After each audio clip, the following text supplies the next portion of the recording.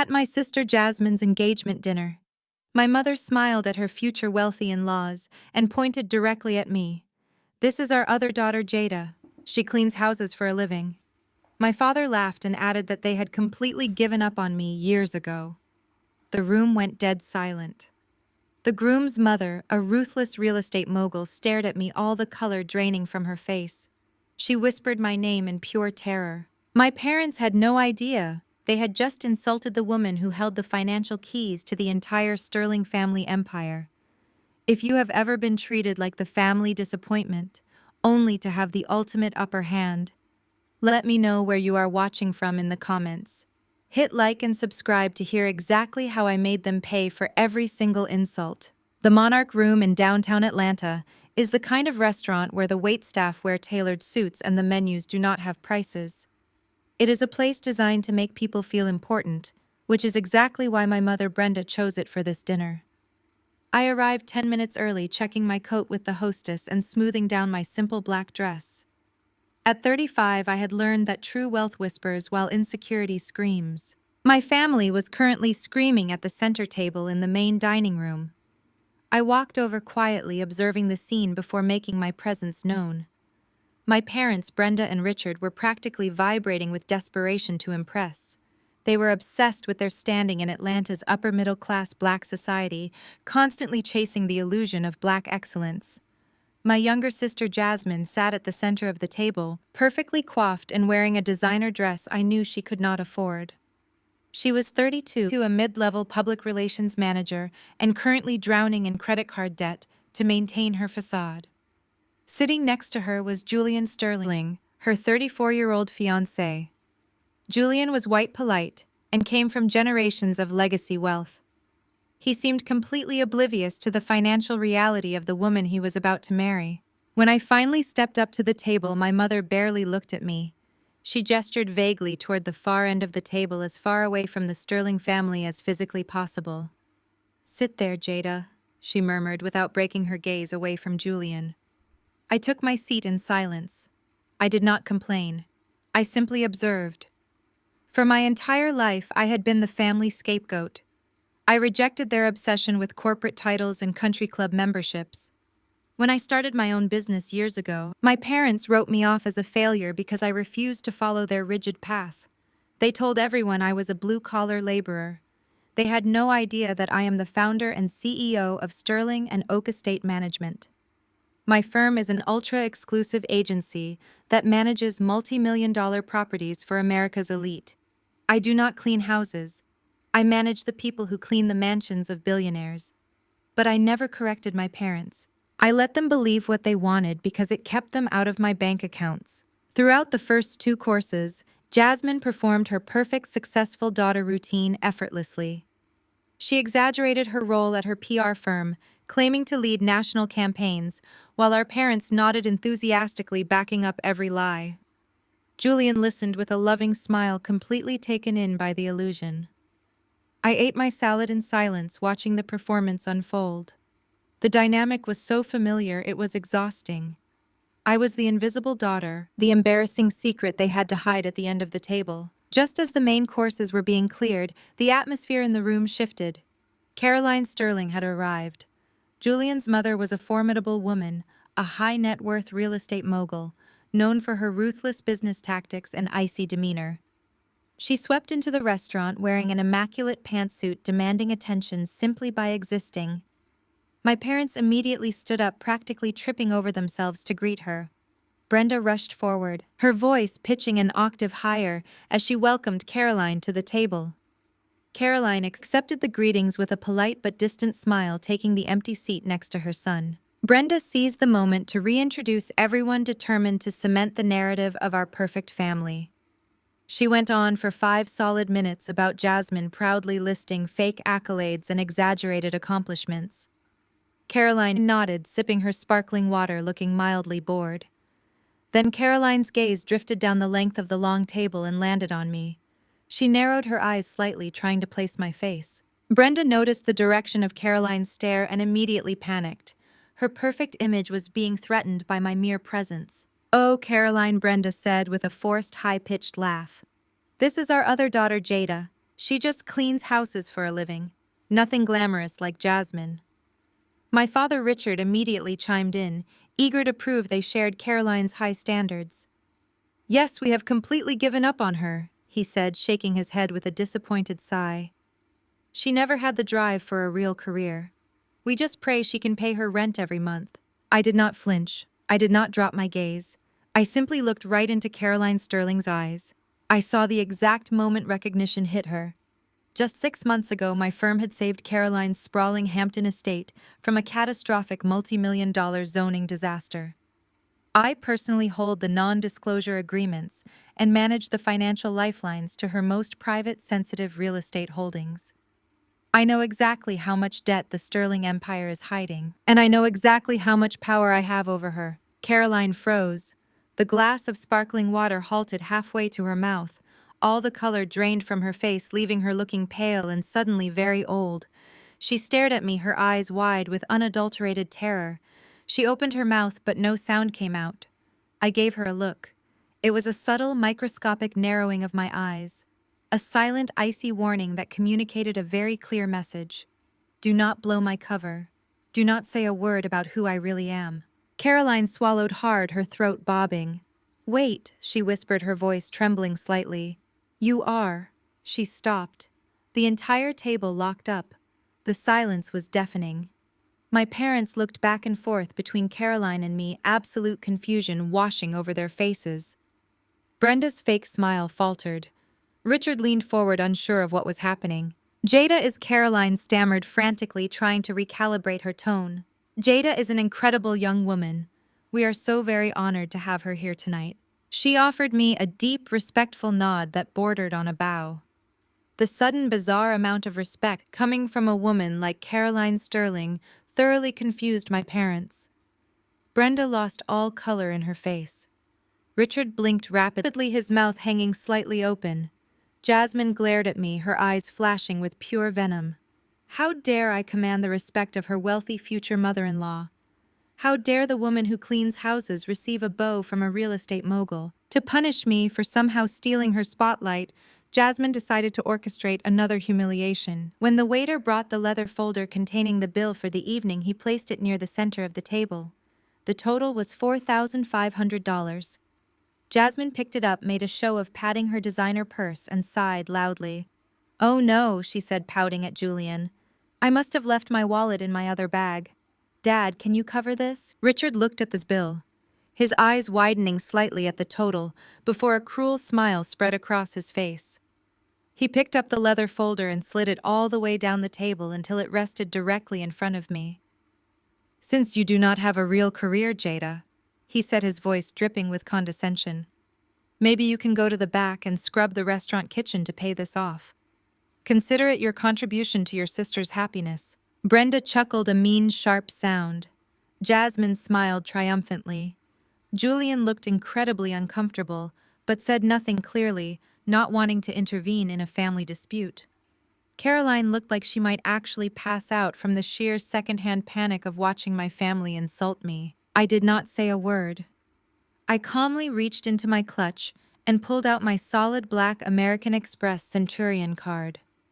I placed it on top of the bill and handed it to the waiter who had been standing awkwardly nearby. The waiter glanced at the card, then looked at the name printed on the front. His eyes widened. He recognized my name instantly. My estate management firm handled the private catering contracts for the restaurant's owner. Miss Williams, the waiter said, his voice dropping to a hushed, respectful tone. It is an absolute honor to have you dining with us tonight. The owner has explicitly instructed us that your meals are always on the house. I will take care of your portion immediately. He smoothly removed the card from the folder, handed it back to me with a slight bow, and turned to my parents. For the remainder of the party, he said coldly, the balance is $3,800. How would you like to pay? My father's face turned a mottled shade of red. He fumbled for his wallet, completely humiliated by the waiter's dismissal. Brenda looked like she had swallowed a lemon. Jasmine's face contorted with fury. She leaned across the table, her voice a harsh whisper meant only for me. You think you are so special because you got a free meal, she hissed. You embarrassed us in front of Julian's mother. You owe me. Since you clean houses, you can clean my wedding venue. For free. I expect you there tomorrow morning to scrub the floors. I looked at my sister, watching the desperation and entitlement war on her face. I smiled a slow, calm smile that didn't reach my eyes. I would be happy to take a look at the venue tomorrow, Jasmine, I said softly. I agreed to her demand without hesitation. I knew exactly which historic Atlanta estate she had booked for her dream wedding, and she had absolutely no idea that I was the one who actually owned the property. By Sunday afternoon, Jasmine had decided her wedding would cost exactly $150,000. She announced this figure in the middle of my parents' living room as if she were reading the daily weather forecast. She paced back and forth across the hardwood floor, waving a thick binder filled with venue printouts, imported floral arrangements, and catering menus that featured gold leaf truffles and caviar stations.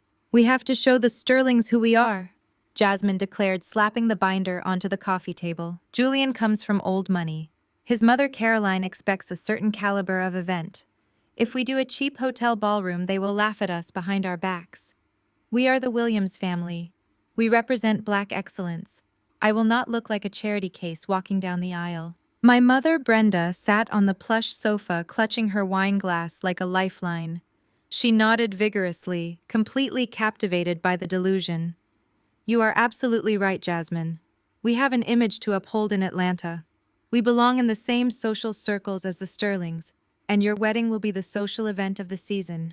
No one will ever look down on us." I sat quietly in the corner armchair, sipping my water. I watched my father, Richard. Unlike Brent, his face was glistening with a thin layer of cold sweat. His jaw was clenched so tight I could practically hear his teeth grinding. $150,000 is a massive amount of cash for a family that relies on a mid-level managerial pension and credit cards to fund their luxury car leases. He knew they did not have the money. I knew they were already stretched thin, just keeping up appearances at their country club. But Richard was too arrogant and too terrified of losing face to admit he was broke. Richard cleared his throat, forcing a stiff, unnatural smile. "We will make it happen, Princess. Your mother and I will handle the finances. You just focus on looking beautiful for Julian." Then Richard turned his gaze to me.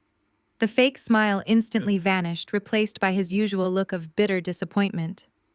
"As for you, Jada," he snapped, "you heard your sister at the restaurant last night. Since you cannot contribute financially to this family, you will contribute with manual labor. Jasmine needs the venue scrubbed, the chairs polished, and the baseboards dusted before the decorators arrive. Do not embarrass us by being lazy." I looked at him. I looked at the man who was willing to bankrupt his entire future for a party, yet had the audacity to call me a failure. I did not argue. I simply nodded, placed my water glass on a coaster, and walked out the front door. On Monday morning, I sat behind my custom mahogany desk in the penthouse suite of the Sterling and Oak Estate Management Building in Buckhead. The floor-to-ceiling windows offered a panoramic view of the Atlanta skyline, a city where I silently controlled tens of millions of dollars in premium real estate. I was reviewing quarterly profit margins when my chief operating officer, Calvin, knocked and entered my office. Calvin is brilliant, sharply dressed, and fiercely loyal to me. He manages the day-to-day operations of our commercial properties, including a highly sought-after historic mansion in Midtown known as the Montgomery Estate. It is a stunning, sprawling property with manicured botanical gardens and marble ballrooms. It is also the exact venue Jasmine had aggressively demanded for her wedding. "We received an inquiry over the weekend," Calvin said, sliding a sleek tablet across my desk. "It is a booking request for the Montgomery Estate. The client is requesting a massive luxury package for a summer wedding. The name on the contract is Jasmine Williams." I glanced at the tablet. "She is moving fast," I murmured. Calvin raised an eyebrow. "Your sister, I presume. She demanded a full walkthrough tomorrow morning. She also sent a rather demanding email instructing our venue staff to allow her personal maid to come along and take measurements for the cleaning crew. I assume you are the maid." I smiled. A cold, genuine smile. "Yes, Calvin, I am the maid. Approve the walkthrough. I will be there tomorrow with a tape measure. Treat her exactly like the high-paying client she thinks she is, and treat me exactly like the hired help." Calvin chuckled, shaking his head. Consider it done. But there is a slight issue with the contract guarantee. He tapped the screen of the tablet, bringing up our risk assessment dashboard. At Sterling and Oak, we do not just book venues. We cater to the ultra-wealthy, which means we run rigorous financial background checks on any client attempting to book our properties on credit or installment plans. Our proprietary software Vanguard aggregates public records, banking flags, and property deeds to identify financial liabilities before we ever sign a contract. Jasmine listed your father, Richard Williams, as the financial guarantor for the $150,000 wedding package, Calvin explained. Our software flagged his profile immediately. I thought you should see this before I pushed the rejection notice through. I pulled the tablet closer and pulled up Richard's financial profile. Vanguard had painted a devastating picture in bright red warning flags. I scrolled through the data, my eyes narrowing as I absorbed the numbers. My parents had zero liquid assets. Their credit cards were maxed out to their limits. But that was not what made me stop breathing for a fraction of a second. There it was. A second mortgage on the family home in Cascade Heights. My parents had quietly gone to a predatory private equity firm just 3 days ago. They had taken out a high-interest second mortgage, pulling $150,000 directly from the equity of the house they had spent 30 years paying off. The terms of the loan were absolutely catastrophic. The lender was charging them 14% interest with a balloon payment due in less than 12 months. They had literally leveraged their shelter, their only piece of generational wealth, to buy imported orchids and a 10-tier cake. They were risking total homelessness just to prove to Caroline Sterling, a woman whose assets I personally managed, that they belonged in her tax bracket. I stared at the screen, a chilling realization washing over me. They were digging their own grave and they were handing me the shovel. If Richard defaulted on this loan, the private equity firm would foreclose on the house within weeks. He was playing Russian roulette with his life savings, all while ordering me to scrub floors. "Do you want me to decline the booking?" Calvin asked gently, noticing my silence. "Their debt-to-income ratio is a massive liability. We usually do not approve clients with this kind of predatory debt on their books." "No," I said softly, sliding the tablet back to him. "Approve the contract. Let Richard pay the non-refundable deposit. Let Jasmine have her dream venue." Calvin looked at me, a silent understanding passing between us. "You are going to let them crash," he stated. I stood up from my desk and walked over to the window looking out over the city. "I am going to let them have exactly what they asked for," I replied. "They want to play the game of wealth and status. I will let them play. Set up the venue walkthrough for tomorrow morning. Make sure the floors are dirty enough for me to mop." Tuesday morning arrived with a thick layer of Georgia humidity. The Montgomery estate sat behind towering wrought iron gates in the heart of Midtown Atlanta. It was a masterpiece of 19th century architecture, featuring wraparound verandas, imported Italian marble floors, and 3 acres of meticulously manicured botanical gardens. It was the crown jewel of my commercial portfolio. Today, it was my sister's personal playground. Jasmine pulled up to the front circle in her leased white Mercedes. She stepped out wearing an oversized sun hat, designer sunglasses, and a crisp linen suit. She looked like a woman who owned the world. I was already waiting by the front steps, wearing faded jeans, a plain gray t-shirt, and carrying a yellow plastic bucket filled with cleaning supplies. "Right on time, Jada," Jasmine said, tossing her car keys into her designer purse. "Do not just stand there. Grab your bucket and follow me. We have a meeting with the venue manager and the floral designer. I need you to stay out of sight unless I ask for you, but be ready to measure the perimeter of the ballroom." I gripped the handle of my yellow bucket and followed my younger sister up the grand stone steps. The heavy oak doors swung open before Jasmine could even reach for the handle. Standing in the grand foyer was Calvin. He wore a perfectly tailored navy blue suit and a warm, deferential smile. He looked every bit the elite estate manager. We had rehearsed this exact scenario over a brief phone call last night. "Miss Williams," Calvin said, extending his hand. "Welcome to the Montgomery estate. I am Calvin, the general manager. We are absolutely delighted to facilitate your luxury wedding package. Your father's deposit cleared our accounts this morning." Jasmine beamed, flipping her hair over her shoulder. "Thank you, Calvin. My fiancé, Julian Sterling, requires absolute perfection." The Sterlings are very particular about historic venues. I expect flawless execution. You have my word, Calvin replied smoothly. His gaze then shifted to me, standing slightly behind Jasmine with my cleaning supplies. His smile vanished, replaced by a look of polite disdain. And who is this? We usually require vendors to enter through the service doors at the back of the estate. Jasmine let out a sharp, condescending laugh. Oh, Calvin, I apologize. This is my sister Jada. She cleans houses for a living, so I brought her along to handle the grunt work today. She needs to measure the baseboards for the custom draping I ordered. And honestly, your floors could use a good scrubbing before my florist sets up her mock displays. I kept my face completely blank. I looked at the floor, playing the part of the humiliated blue-collar sister perfectly. I see, Calvin said, adjusting his cuffs. Well, please ensure she does not disturb the other clients touring the grounds today. We maintain a very high standard here. Of course, Jasmine said, waving her hand dismissively. Jada, go to the grand ballroom. Get on your hands and knees and get me those measurements. Do not come back until you have the exact square footage. I will be in the conservatory designing my centerpieces. I gave a quick nod and walked down the long gilded corridor toward the grand ballroom. The room was breathtaking. Crystal chandeliers hung from vaulted ceilings, casting prisms of light across the pristine marble floors. I set my yellow bucket down near a massive bay window and pulled out my tape measure. 10 minutes later, the heavy double doors of the ballroom opened. Jasmine walked in, flanked by Calvin and a high-end floral designer named Vivienne. Vivienne was holding a tablet, frantically taking notes as Jasmine rattled off a list of absurd demands. I want walls of white orchids, Jasmine commanded, pointing toward the main archway, and a canopy of imported wisteria hanging above the dance floor. If you need to import them directly from Japan, just put it on the invoice. My parents are covering everything.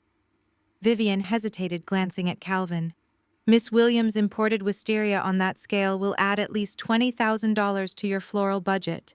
Are you certain your father is comfortable with that adjustment? Jasmine scoffed, crossing her arms. Money is not an issue for my family. We believe in black excellence. Just add it to the final bill. I was kneeling by the baseboards, pulling my tape measure along the wall. I knew the truth. I knew Richard had already leveraged the entire equity of his home just to pay Calvin's deposit. Jasmine was racking up tens of thousands of dollars in add-ons that my parents simply did not have. She was signing their financial death warrant with a diamond-encrusted pen. Calvin excused himself from Jasmine and Vivienne, walking over to where I was kneeling on the marble floor. He looked down at me, his expression stern for the benefit of anyone watching. Cleaner, Calvin said sharply. You missed a spot near the eastern column. I need you to review these venue protocols immediately. He knelt down, pretending to point at a scuff mark on the floor. As he did, he slid a sleek leather-bound clipboard onto the marble right in front of my knees. On top of the clipboard was a standard cleaning checklist, but underneath that single sheet of paper were 3 pages of highly classified financial documents. I slipped the documents out from under the checklist while Calvin continued to point at the floor. I scanned the pages rapidly. It was the complete financial breakdown of Jasmine's wedding account. Calvin had highlighted the bottom line. Richard's initial deposit had indeed cleared, but Vanguard had placed an automatic freeze on any further lines of credit. Because of my parents' second mortgage, their credit score had tanked overnight. They would have to pay for the white orchids, the wisteria, and the remaining venue balance in hard cash 30 days before the event. If they missed that deadline by a single minute, the contract explicitly stated the event would be canceled and all deposits forfeited. Calvin also slipped me a printed email. It was a message from Jasmine to a predatory online lender desperately applying for a $20,000 personal loan. She had been denied. I slid the papers into the pocket of my jeans and nodded at Calvin. I will take care of it right away, sir, I said quietly.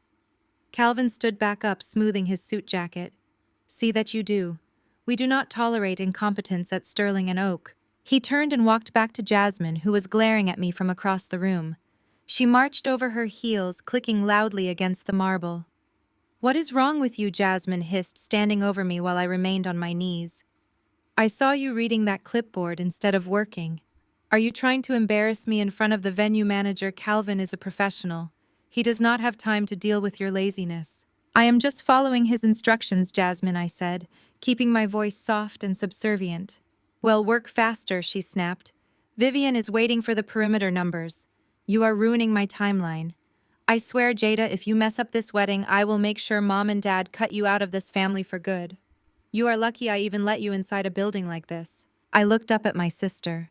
Her face was flushed with manufactured stress, her eyes wild with the desperation of a woman trying to hold together a house of cards.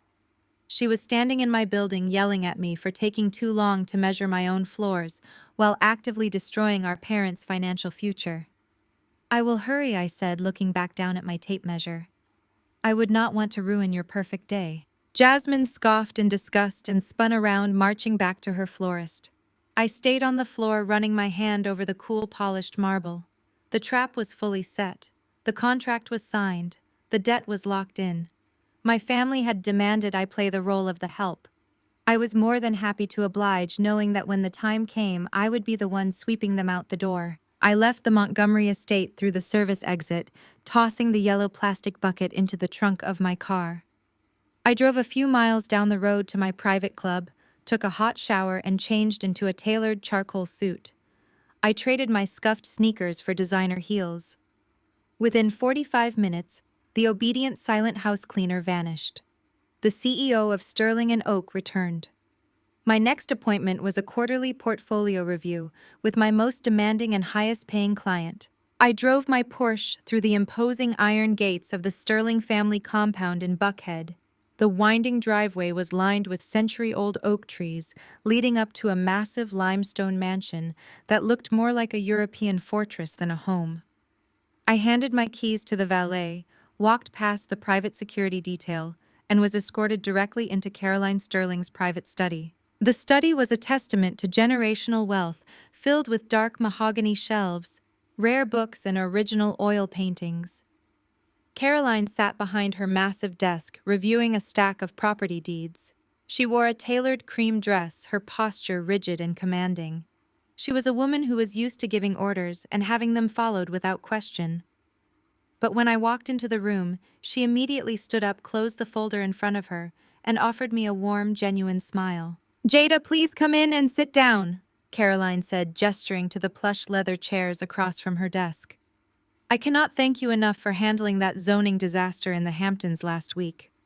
My legal team was spinning in circles for months, and your firm resolved it in 4 days. You saved us millions." I took my seat, crossing my legs smoothly. I smiled, opening my briefcase to pull out the finalized contracts. "Efficiency is what you pay us for, Caroline.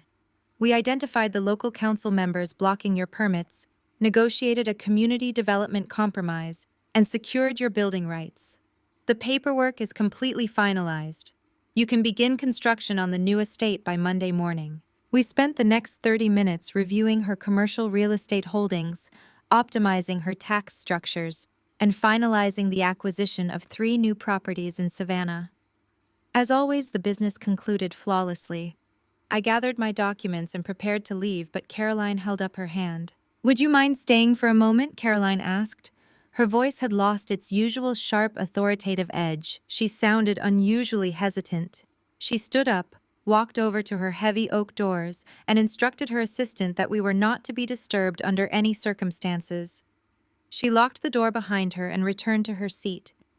She poured herself a glass of sparkling water, her hands trembling slightly. She looked at me, taking a deep breath before speaking. "I need your advice, Jada. Not as my estate manager, but as someone who understands the exact situation I am trapped in right now." I remained perfectly still. I knew exactly where this conversation was heading. "I am listening," I replied softly. "It is about Julian," she said, her voice dropping to a harsh whisper. "And it is about your sister Jasmine. At the restaurant the other night, when your mother introduced you, I nearly went into cardiac arrest. I had absolutely no idea you were related to them. Julian brought Jasmine home 6 months ago, and she spun this incredible story about her family." Caroline rubbed her temples, looking visibly exhausted. "Jasmine told Julian that your parents came from old Atlanta money. She claimed your father Richard was a silent partner in several major commercial development firms across the South. She told us she had a trust fund worth $10 million that she would inherit upon marriage." Julian was completely taken by her. He is a wonderful boy, but he is incredibly naive when it comes to people wanting our money. I kept my expression neutral, though. Inside, I was absorbing the sheer magnitude of Jasmine's lies. My sister had not just exaggerated her public relations career. She had completely fabricated a multi-million-dollar financial empire to trap a wealthy husband. I am a businesswoman, Jada Caroline continued, leaning forward. I do not trust anyone who enters my family's inner circle without verification. Last month, I hired a private intelligence firm to run a quiet background check on Richard and Brenda Williams. I needed to verify the existence of these commercial developments and this supposed trust fund before Julian signed any legally binding documents. Caroline reached into her desk drawer and pulled out a thick red folder. She pushed it across the mahogany desk toward me. The investigators found absolutely nothing, Caroline said, her voice shaking with restrained panic. There is no trust fund. There are no commercial developments. Your parents have zero liquid assets. But what they did find was a brand new predatory second mortgage on their primary residence, taken out at a 14% interest rate, just to fund a luxury wedding. They are completely broke, Jada. Jasmine is a grifter, and she is trying to secure her financial future by attaching herself to my son. I looked down at the red folder, then back up at Caroline. You know the truth, I stated calmly. Why are you telling me this instead of showing this folder to Julian? Because Julian is blindly in love and he is fiercely protective of her. Caroline explained, her eyes wide with desperation. Jasmine has him completely convinced that she is an independent, successful woman. If I go to him with this background check, Jasmine will play the victim. She will cry and tell Julian that his elitist, wealthy mother is trying to ruin their happiness out of spite. She will spin a narrative that I am attacking her family. Julian will side with her. He will marry her out of defiance, and it will destroy my relationship with my only son. Caroline reached across the desk and gently touched my arm. But then I saw you at the engagement dinner. I saw the way your parents treated you. I saw your father tell a room full of people that you scrub floors completely unaware that you are one of the most powerful property managers in this city. You are the actual wealth in that family. They are nothing but an illusion. You see through them, Jada. Please, I am begging you. How do I stop this wedding without losing my son? I looked at the powerful billionaire sitting across from me, practically pleading for my help to save her family from my own sister. It was a poetic, brutal irony.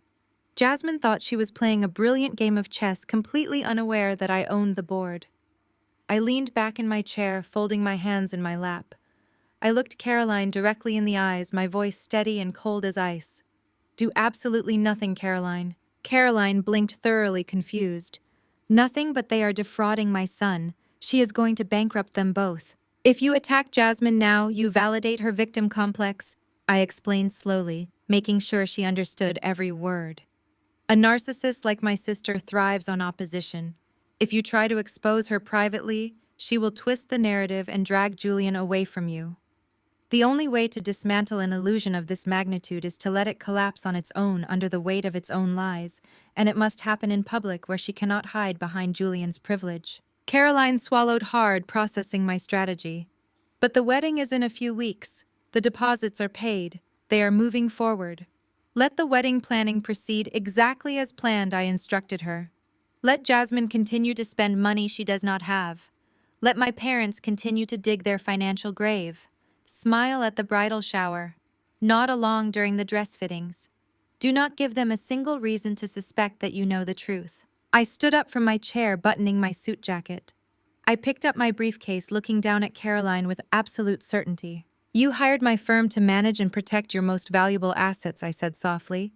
Consider Julian an extension of that portfolio. I will not let my family steal a single cent from yours. I will handle my parents. I will handle my sister. When the time comes, I will personally pull the rug out from under them, and Julian will see the truth without you ever having to say a word. Caroline let out a long, shaky breath. The panic in her eyes slowly faded, replaced by profound relief and deep respect. She stood up and nodded. I trust you, Jada, completely. I walked out of the study and navigated the sprawling corridors of the Sterling compound. As I stepped out into the humid Atlanta air and handed my valet ticket to the security guard, I pulled my phone out of my pocket. I opened the Vanguard financial software app. The trap was tightening beautifully. Jasmine thought she was securing a lifetime of luxury, and my parents thought they were buying their way into high society. They had no idea they were racing toward a brick wall, and I was holding the only set of brakes. I sat in the driver's seat of my Porsche, the engine idling quietly as the Sterling family's massive iron gates closed behind me in the rearview mirror. The humid Atlanta air pressed against the tinted glass, but inside the cabin, the climate control kept the atmosphere perfectly chilled. I looked down at my phone. The Vanguard application was still open, its interface displaying the complex web of real estate holdings, risk assessments, and financial forecasts that dictated my daily operations. Suddenly, a priority alert banner flashed across the top of the screen in bright crimson. It was an automated ping from our distressed asset monitoring system. I tapped the notification, bringing up the specific file. It was Richard and Brenda Williams, my parents. The system had detected a critical breach in their financial profile. I read through the aggregated data, my eyes tracking the numbers with practiced precision. Richard, in an act of absolute desperation to generate the fast cash needed for Jasmine's absurd floral and venue deposits, had attempted to day trade on margin using a highly leveraged brokerage account. It was a catastrophic gamble. The market had corrected sharply over the past 48 hours, resulting in a margin call he could not cover. To satisfy the brokerage, his bank had automatically drained his primary checking and savings accounts. That catastrophic drain triggered a domino effect. The very first payment on their predatory high-interest second mortgage was returned for insufficient funds. The private equity firm holding that second mortgage, Apex Capital Solutions, was notorious in the Atlanta real estate market. They did not grant grace periods. They did not negotiate with overextended suburbanites trying to maintain a country club facade. Apex operated on a strict, ruthless algorithm. The moment a payment bounced, their system automatically initiated pre-foreclosure default proceedings. My parents were officially in default. The house they had spent 3 decades leveraging for social status was slipping through their fingers. I connected my phone to the car's Bluetooth and dialed my chief operating officer. Calvin answered on the first ring. I told him to pull up the Vanguard alert for the Cascade Heights property. I heard the rapid clicking of his keyboard over the speakers. "I see it," Calvin said, his voice dropping into its serious analytical register. "Apex Capital is moving fast. They have already flagged the account for accelerated default. Richard and Brenda have exactly 14 days before the public notice of default is filed with the county.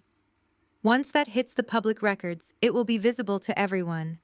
Their credit will be entirely destroyed, and the formal eviction process will begin. Once that notice went public, their financial ruin would be common knowledge in Atlanta. Everyone at their church, their country club, and Jasmine's public relations firm would know they were bankrupt. The illusion of their black excellence would instantly shatter. I assume you want me to authorize a wire transfer from your personal accounts to clear the arrears, Calvin asked gently. I can have our legal team contact Apex and freeze the default process. We can save the house quietly without them ever knowing you intervened. It was a logical assumption. Any normal child with my level of wealth would secretly bail their parents out to spare them the humiliation. But my family was not normal, and providing a secret bailout would only enable their toxic behavior. It would allow Jasmine to continue spending money that did not exist, and it would allow Richard and Brenda to continue treating me like dirt beneath their designer shoes. "No, Calvin," I said, staring out through the windshield at the tree-lined street. "Do not pay off the arrears. If we pay it off, we reset the loan and leave Apex in control. I want you to contact the acquisitions director at Apex Capital Solutions directly. Use our private acquisitions holding company, Sterling Horizon Holdings." Calvin paused. "You want to negotiate the debt?" "I want to buy the debt," I instructed him, my voice perfectly level.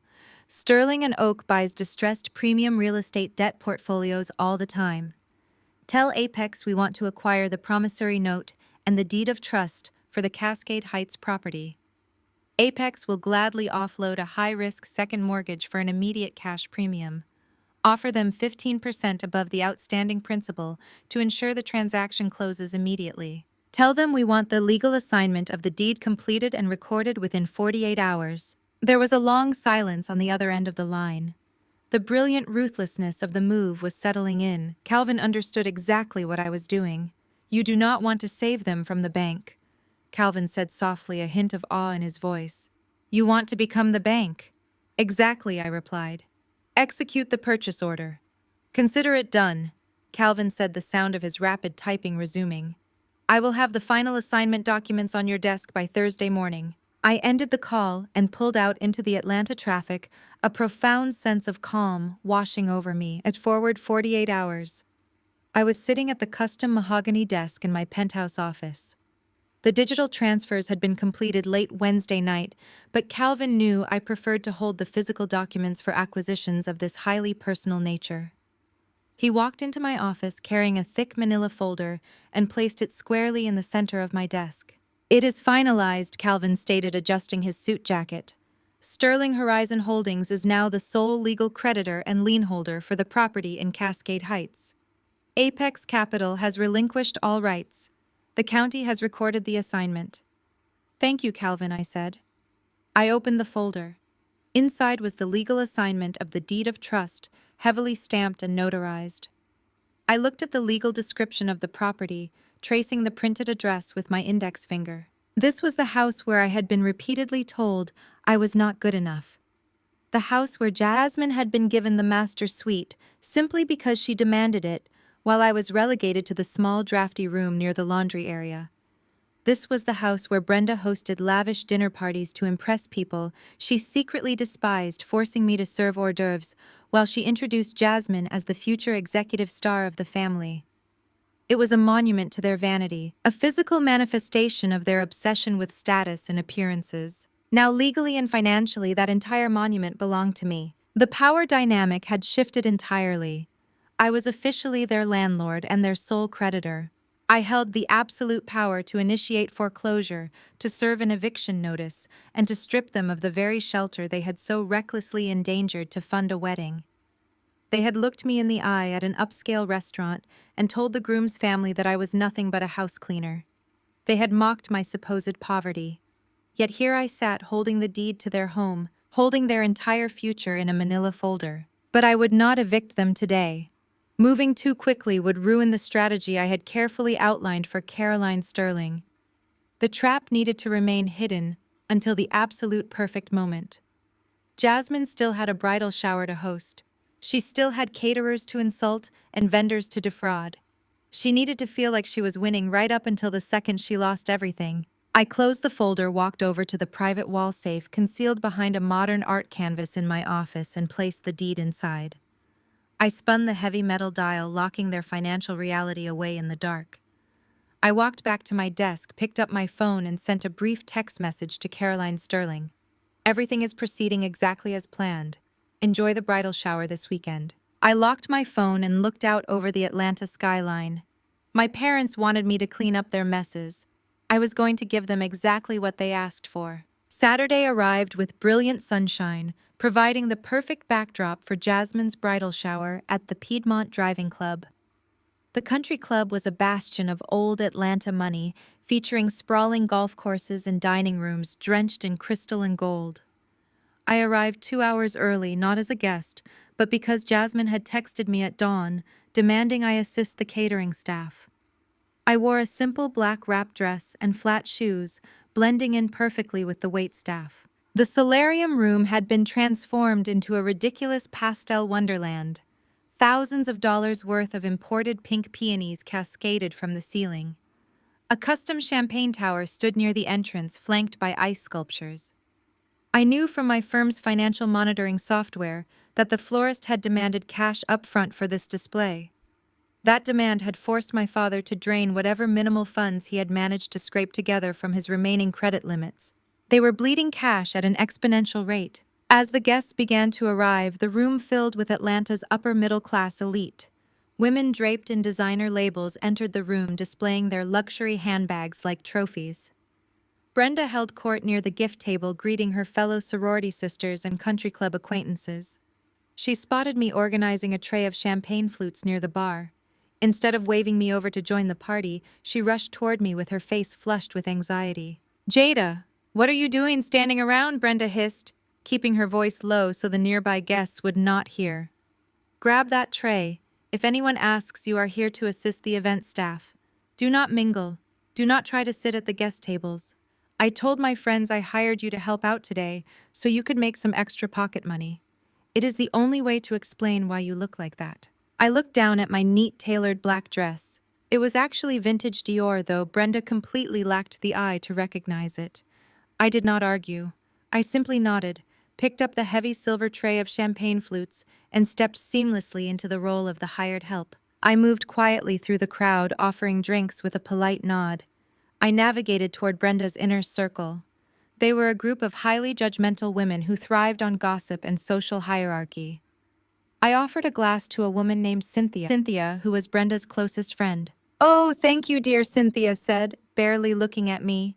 She turned back to Brenda with a wide smile. "Brenda, the shower is simply stunning. Jasmine has done so well for herself. Marrying into the Sterling family is quite the achievement for our community." Brenda preened and adjusted her diamond necklace. Jasmine has always been highly ambitious. Julian is a wonderful match. They are both highly successful professionals who understand the value of Black excellence. "And your other daughter?"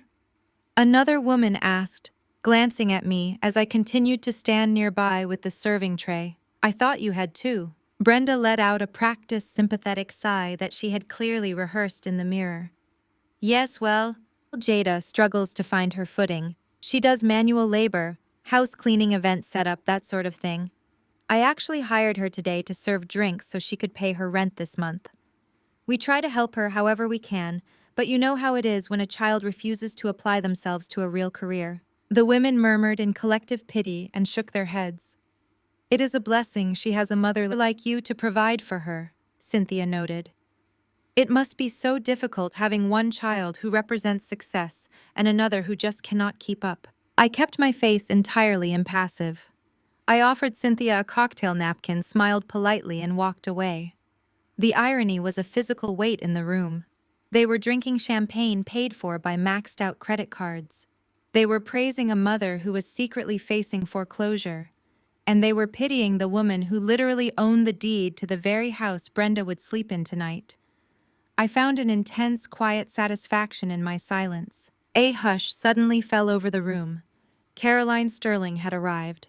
She stepped into the solarium wearing an elegant pearl pantsuit, radiating genuine generational wealth. Jasmine immediately abandoned her friends and rushed to greet her future mother-in-law. She fawned over Caroline with an embarrassing level of desperation. Brenda followed right behind her, offering Caroline a seat of honor at the main table. Caroline accepted the seat gracefully. Her eyes scanned the room and locked onto me holding the serving tray. For a fraction of a second, her perfect posture stiffened. I saw the panic flash in her eyes at the sight of her multi-million-dollar estate manager serving cheap sparkling wine to a room full of suburbanites. I gave Caroline a very slow, deliberate nod. I watched her shoulders relax as she remembered our agreement from her private study. She was to play along and let the illusion run its course until I decided to drop the hammer. I walked over to the main table, lowered my tray, and offered a glass to Caroline. "Champagne, ma'am?" I asked, keeping my tone completely subservient. Caroline looked at the glass and then up at me. "Thank you, Jada," she said. Her voice carried a profound, quiet respect that went entirely unnoticed by my mother and sister. "I appreciate your service." I gave a slight bow of my head and stepped back into the shadows of the room. Jasmine took the microphone at the front of the room to begin thanking her guests for the lavish gifts piled on the table. She spoke grandly about her high-powered career and the luxury honeymoon Julian was planning for them in the Maldives. She projected the image of a woman who had everything under control. But I noticed her hands were shaking. I noticed the way she obsessively checked her phone every few minutes with a look of mounting dread. The facade was flawless on the outside, but I knew the foundation was already crumbling. The bills were coming due, and Jasmine was running out of lies to cover them. I placed my empty tray on the bar and waited for the inevitable collapse. I slipped away from the main bar and pushed through the heavy wooden doors leading into the country club kitchen. The air instantly shifted from the scent of expensive perfume to the sharp smell of commercial cleaner and roasted garlic. I walked over to the stainless steel prep counter to grab another tray of sparkling water. Before I could even pick up a glass, a hand clamped down viciously on my upper arm. I turned to see Jasmine. She yanked me away from the prep station and dragged me into the dimly lit dry storage pantry, slamming the door shut behind us. The contrast between the woman standing in front of me and the radiant bride holding court in the solarium was staggering. Jasmine was hyperventilating. Her immaculate updo was beginning to fray at the edges. Her eyes were wide, manic, and rimmed with red. She was gripping her smartphone so tightly her knuckles were completely white. The screen of her phone was illuminated, displaying a stark red notification from a banking application. "My card declined." Jasmine gasped out the words, hitting the dead air of the pantry like a physical weight. She paced the small space between the towering shelves of canned goods and linens. "It declined at the bridal boutique this morning, and then it declined again when I tried to pay the string quartet." I crossed my arms over my chest and leaned against a metal shelving unit. I let the silence stretch, forcing her to fill it. I knew exactly why her cards were declining, but I wanted to hear the admission come directly from her own mouth. "I had to buy the custom gown," Jasmine blurted out, her voice rising in a frantic pitch. "It was an imported designer piece. Caroline Sterling wore haute couture to her own wedding, Jada. I could not walk down the aisle looking like some cheap off-the-rack knockoff. I had to look like I belonged in their family. It was $35,000. I told the boutique to split the cost across my American Express and my Visa, but they both hit the credit limit. Then I ran Dad's emergency card. The transaction froze his entire account. The bank locked everything down for suspected fraud because he was already over-leveraged. She stopped pacing and shoved her phone directly into my face. "Look at this. Just look at it." I glanced at the screen. It was an automated text message from her premier catering vendor. The message was blunt and unforgiving. If the final $20,000 deposit for the reception menu was not wired by 5 o'clock on Friday, the contract would be terminated. The caterers would not even show up to the venue. "If the food is not paid for, they are going to walk," Jasmine whispered, her voice cracking with genuine terror. "Julian's entire extended family is flying in from Boston and New York. His grandfather is on the board of a major charity. If they show up to an empty reception hall with no food, I will be the laughingstock of Atlanta. Julian will ask questions. He will demand to see the receipts. The whole illusion will be over." I looked at my sister. I felt absolutely no pity. "You spent money you did not have to impress people who do not care about you," I stated calmly. "That sounds like a logistical problem for you and your wedding planner to solve. I need to get back out there and serve drinks to your friends. Mom made it very clear I am on the clock." I reached for the door handle, but Jasmine threw her entire body weight against the heavy wooden door blocking my exit. "No," she commanded, her tone abruptly shifting from panic to sheer entitlement. "You are going to fix this. You are going to take out a personal loan today." I stared at her, genuinely fascinated by the sheer, unadulterated audacity of her demand. She had just allowed our mother to publicly humiliate me in front of Atlanta high society. She had degraded me to her friends and treated me like a servant for hours. Now, trapped in a storage closet, she expected me to finance the very illusion they used to mock me. "You want me to take out a $20,000 personal loan to pay for your caviar," I said, making sure to articulate every word slowly so the absurdity could hang in the air. "Yes," Jasmine insisted, stepping closer to me. "You do not have a mortgage. You live in some cheap, basic apartment. You do not buy designer clothes or take luxury vacations. You literally do nothing with your life, Jada. Your credit score must be perfectly clean because you never spend any money. A bank will approve you for $20,000 instantly.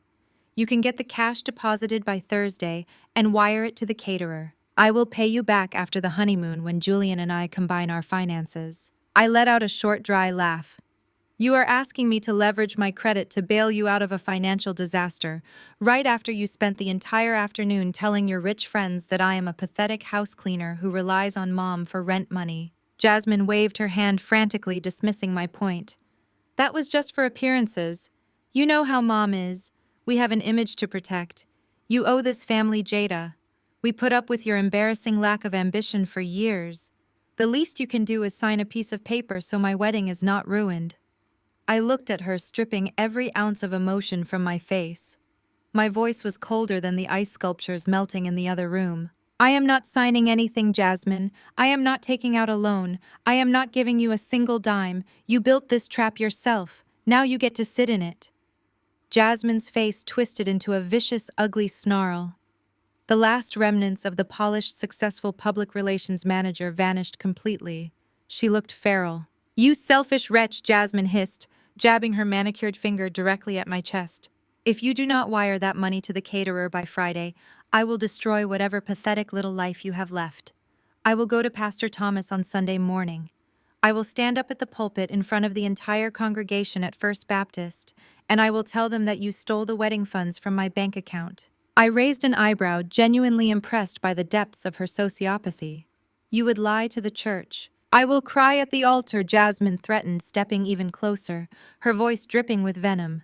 "I will tell the entire congregation that my own sister is a thief who ruined my wedding out of pure bitter jealousy because she cannot get a man of her own. I will tell them you hacked my accounts and drained my savings. They all know you are a failure, Jada. They all know you resent me. Who do you think they will believe, the successful executive marrying into the Sterling family, or the bitter, broke house cleaner? You will be shunned by everyone in this city. You will not even be able to show your face at the grocery store." She stood there breathing heavily, a triumphant, malicious smile spreading across her face. She truly believed she had checkmated me. She believed the threat of social ruin in our community would terrify me into submission, just like it terrified our parents. She thought I cared about the opinions of people who judged my worth based on a fabricated job title. I looked at her triumphant smile and felt a profound sense of peace. She had just handed me the moral absolution to destroy her completely. I reached past her, grabbed the heavy iron handle of the pantry door and pulled it open. The bright lights and sounds of the country club kitchen flooded back into the small space. "Go ahead and tell the church whatever you want, Jasmine," I said softly, stepping out of the pantry. "But you might want to make sure your venue does not cancel on you first." I walked away, leaving her standing alone in the dark storage room, clutching her phone as her world rapidly continued to burn. I walked away from the pantry door and stepped back into the chaotic rhythm of the country club kitchen. The culinary staff rushed past me carrying massive silver trays of hors d'oeuvres, completely oblivious to the familial warfare unfolding in their workspace. I walked over to a stainless steel prep counter, picked up a clean linen cloth, and began polishing a row of champagne flutes. I was entirely unbothered. My breathing was slow and steady. Behind me, the heavy wooden door of the pantry crashed open, slamming violently against the tiled wall. Jasmine stormed out. Her face was a mask of absolute unhinged fury. She marched directly toward me and grabbed my shoulder, attempting to spin me around. I did not flinch. I did not step back. I simply turned my head and stared down at her hand resting on my black vintage dress. The look in my eyes was so cold, so entirely devoid of sibling affection, that her fingers instinctively released their grip. She took a half step backward, but her chest was still heaving with manufactured panic. Before Jasmine could launch into another screaming fit, the swinging doors leading from the main event space pushed open. My father Richard strode into the kitchen. He was wearing a custom-tailored suit he had undoubtedly purchased on credit just to impress Julian's wealthy relatives. He looked around the bustling kitchen, his face tightening into a deep scowl, when he spotted Jasmine standing near the prep station, looking visibly distressed. He marched over to us, his heavy leather shoes echoing sharply over the clatter of pots and pans. "What is going on in here?" Richard demanded, his voice thick with patriarchal authority. He placed a protective hand on Jasmine's shoulder. "Your mother is wondering where the guest of honor disappeared to." Jasmine immediately burst into theatrical tears. It was a flawless, rapid transition from pure malice to absolute victimhood. She pointed a trembling finger directly at me. "She is trying to ruin my wedding," Dad, Jasmine wailed, leaning into his side for support. "The caterer needs a $20,000 security deposit by Friday, or they are going to cancel our contract." I asked Jada to take out a simple personal loan to cover it, just until Julian and I merge our finances. I told her I would pay her back every single cent, but she refused. She is hoarding her clean credit out of pure bitter spite because she cannot stand to see me happy. She wants me to be humiliated in front of the Sterling family. Richard's face contorted with rage. The veins in his neck bulged against his starched white collar. He turned his full wrath onto me. He did not ask for my side of the story. He did not question why his seemingly successful public relations manager daughter was suddenly begging a house cleaner for $20,000.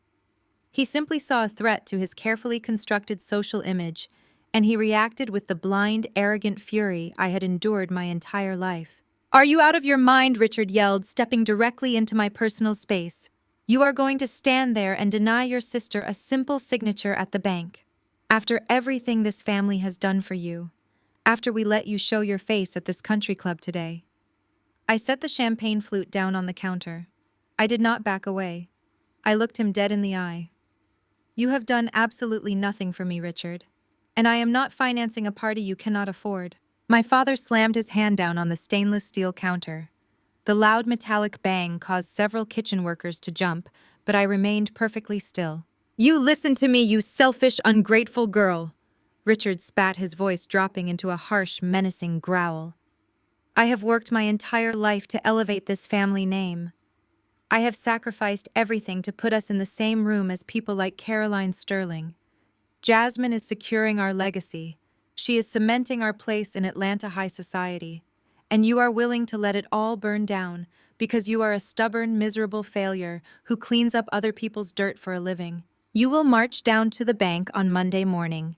You will sign whatever loan documents your sister needs. And you will wire that money to the caterer, or I swear to you, I will make sure you are dead to everyone in our community." I let him finish. I let him expend all his angry, arrogant energy until he was breathing heavily, waiting for my submission. I calmly folded the linen polishing cloth and placed it neatly next to the glassware. Then I reached under the prep station where I had stashed my black leather tote bag earlier that morning. I unzipped the top compartment and pulled out a thick, sealed manila folder. I looked at the man who had spent 35 years making me feel like I was nothing but a disappointment. I looked at the man who had just leveraged his entire financial future to buy the approval of strangers. I slid the manila folder across the cold stainless steel counter. It glided smooth against his perfectly tailored suit jacket. "Open it," I commanded. My voice was no longer the soft, subservient tone of a hired helper. It was the sharp, uncompromising voice of a chief executive officer. Richard looked at the folder, momentarily thrown off balance by the sudden shift in my demeanor.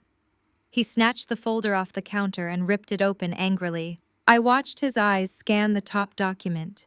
It was printed on heavy watermarked legal paper. It was the official assignment of the deed of trust for the Cascade Heights property. Attached directly beneath it was the notice of default transferred from Apex Capital Solutions. The paperwork clearly identified Sterling Horizon Holdings as the sole legal creditor and lien holder of his home. Before his brain could even begin to process the dense legal terminology, I leaned across the counter. I kept my voice dangerously low, ensuring every single syllable hit him with absolute precision. "If you ever raise your voice at me again, Richard," I said coldly. "If you ever point your finger in my face or demand another dime from my bank accounts, I will process that default notice immediately. You will be homeless before Jasmine's rehearsal dinner." Richard stared down at the paper. For a few agonizing seconds, the kitchen around us seemed to hold its breath. I watched the gears turning in his head. I watched him try to reconcile the terrifying legal document in his hands with the narrative he had built in his mind. He looked at the corporate holding name. He looked at the massive debt figures. He looked at me dressed in my simple black uniform. Then my father threw his head back and started to laugh.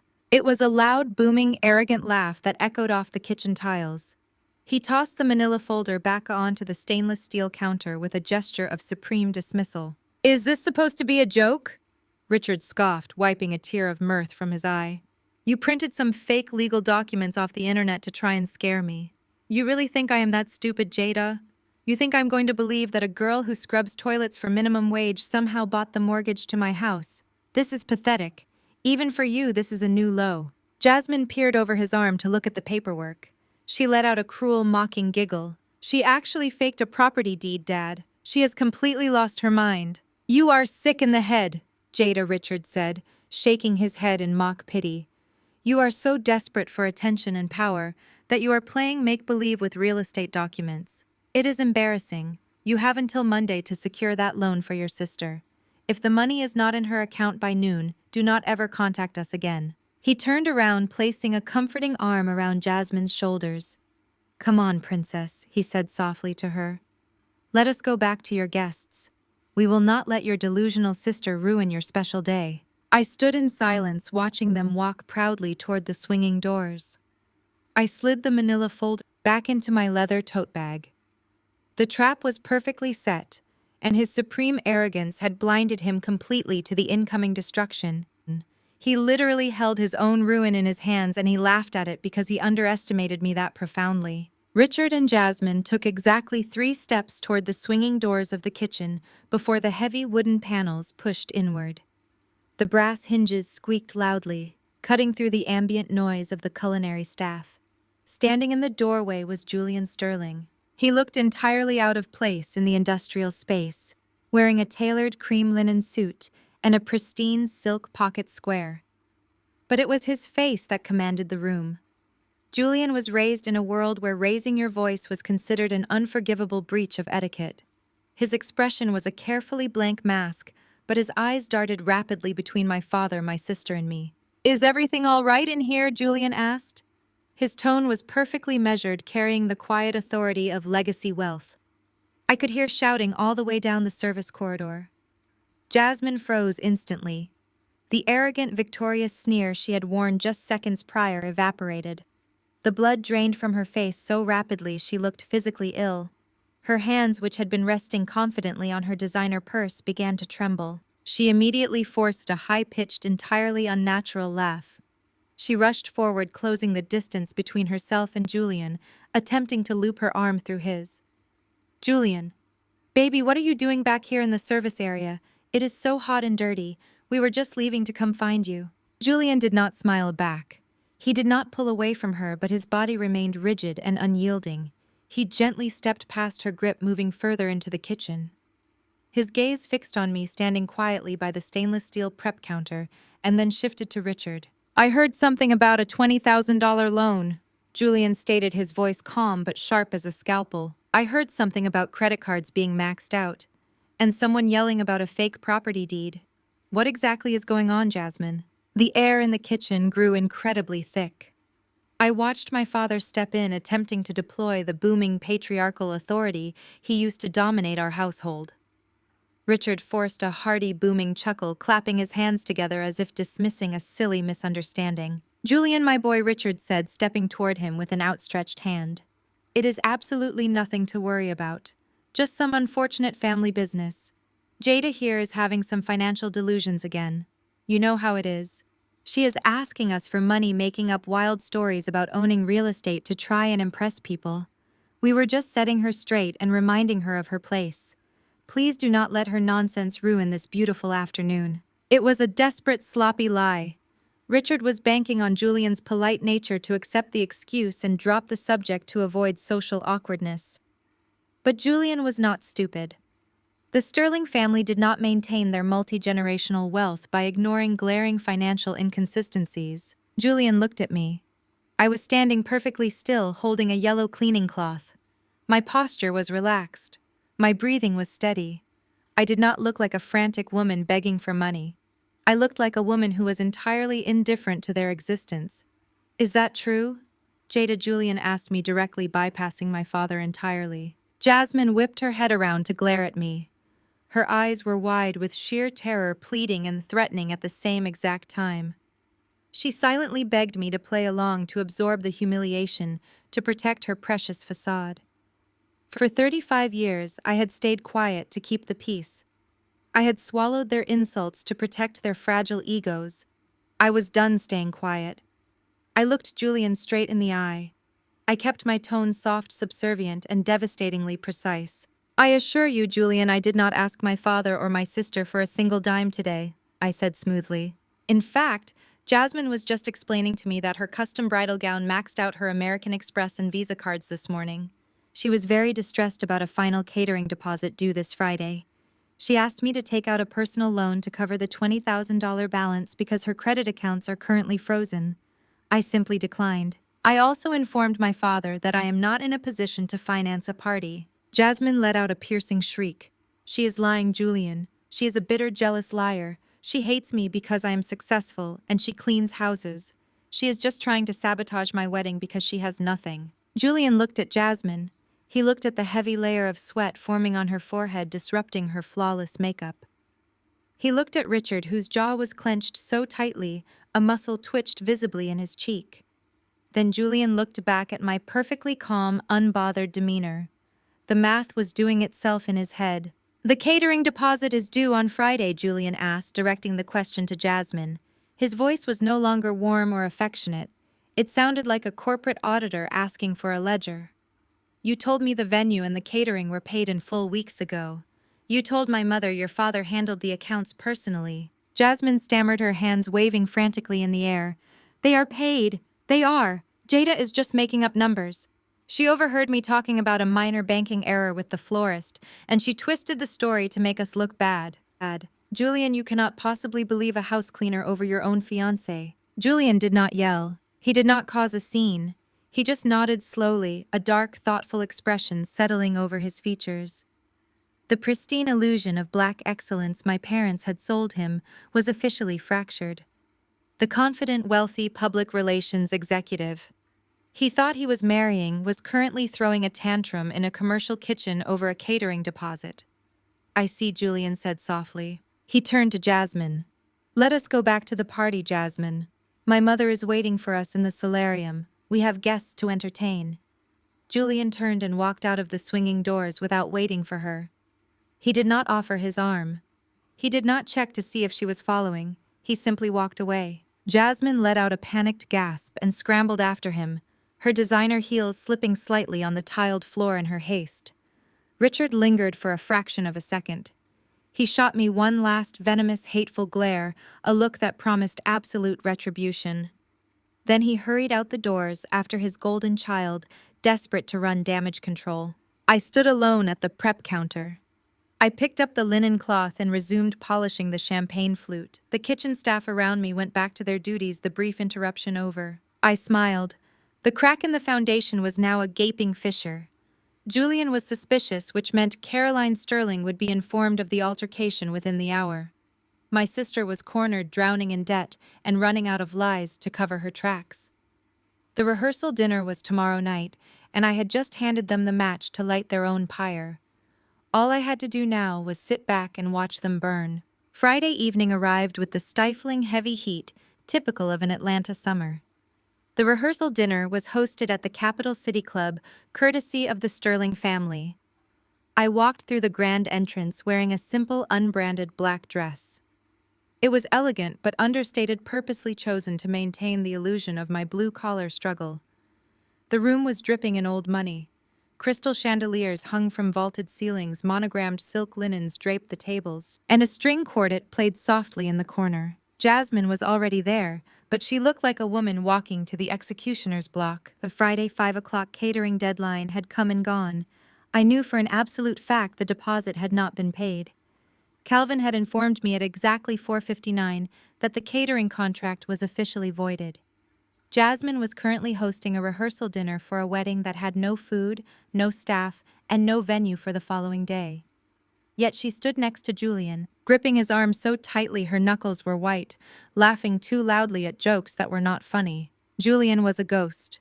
He went through the motions of the perfect groom, shaking hands and offering polite smiles to my extended relatives. But the warmth in his eyes was entirely gone. He had not forgotten the scene in the country club kitchen. He had not forgotten the panic in Jasmine's voice or the mention of maxed-out credit cards. He was calculating, observing, and waiting for the other shoe to drop. Brenda and Richard were working the room with a level of desperation that was physically painful to watch. They clinked glasses with Julian's aristocratic relatives, dropping buzzwords about commercial investments and summer homes they did not own. When my parents saw me enter the room, Richard's jaw locked. He had spent the last 48 hours trying to convince himself that the deed I handed him in the country club kitchen was a forgery. He had ignored the legal notices that had undoubtedly arrived in his mailbox. He was living on borrowed time and pure denial, drinking expensive scotch paid for by the very people he was trying to deceive. I was directed by the hostess to a small table near the kitchen swinging doors. I was seated alongside Julian's third cousins, a few bewildered plus ones, and the event photographer. It was the absolute lowest tier of the seating chart, a physical manifestation of where my family believed I belonged. I took my seat gracefully and ordered a glass of sparkling water. Across the room at the elevated head table, Caroline Sterling caught my eye. She was seated next to her son wearing a rigidly structured emerald gown. She raised her water glass to me in a microscopic silent salute. I gave her a fractional nod in return. The board was set. The pieces were perfectly in place. The trap was ready to spring. After a lavish four-course meal that my family practically devoured, the formal toasts began. Julian's father spoke first, delivering a brief, polite, and thoroughly generic welcome to the Williams family.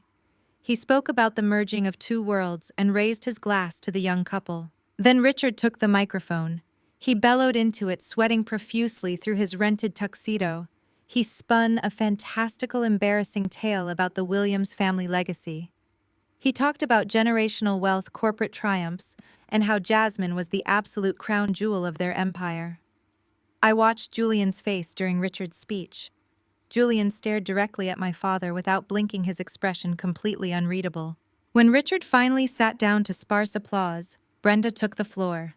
She smoothed down her sequined dress, took a deep breath, and beamed at the crowd of wealthy, powerful people. She wanted to cement her status.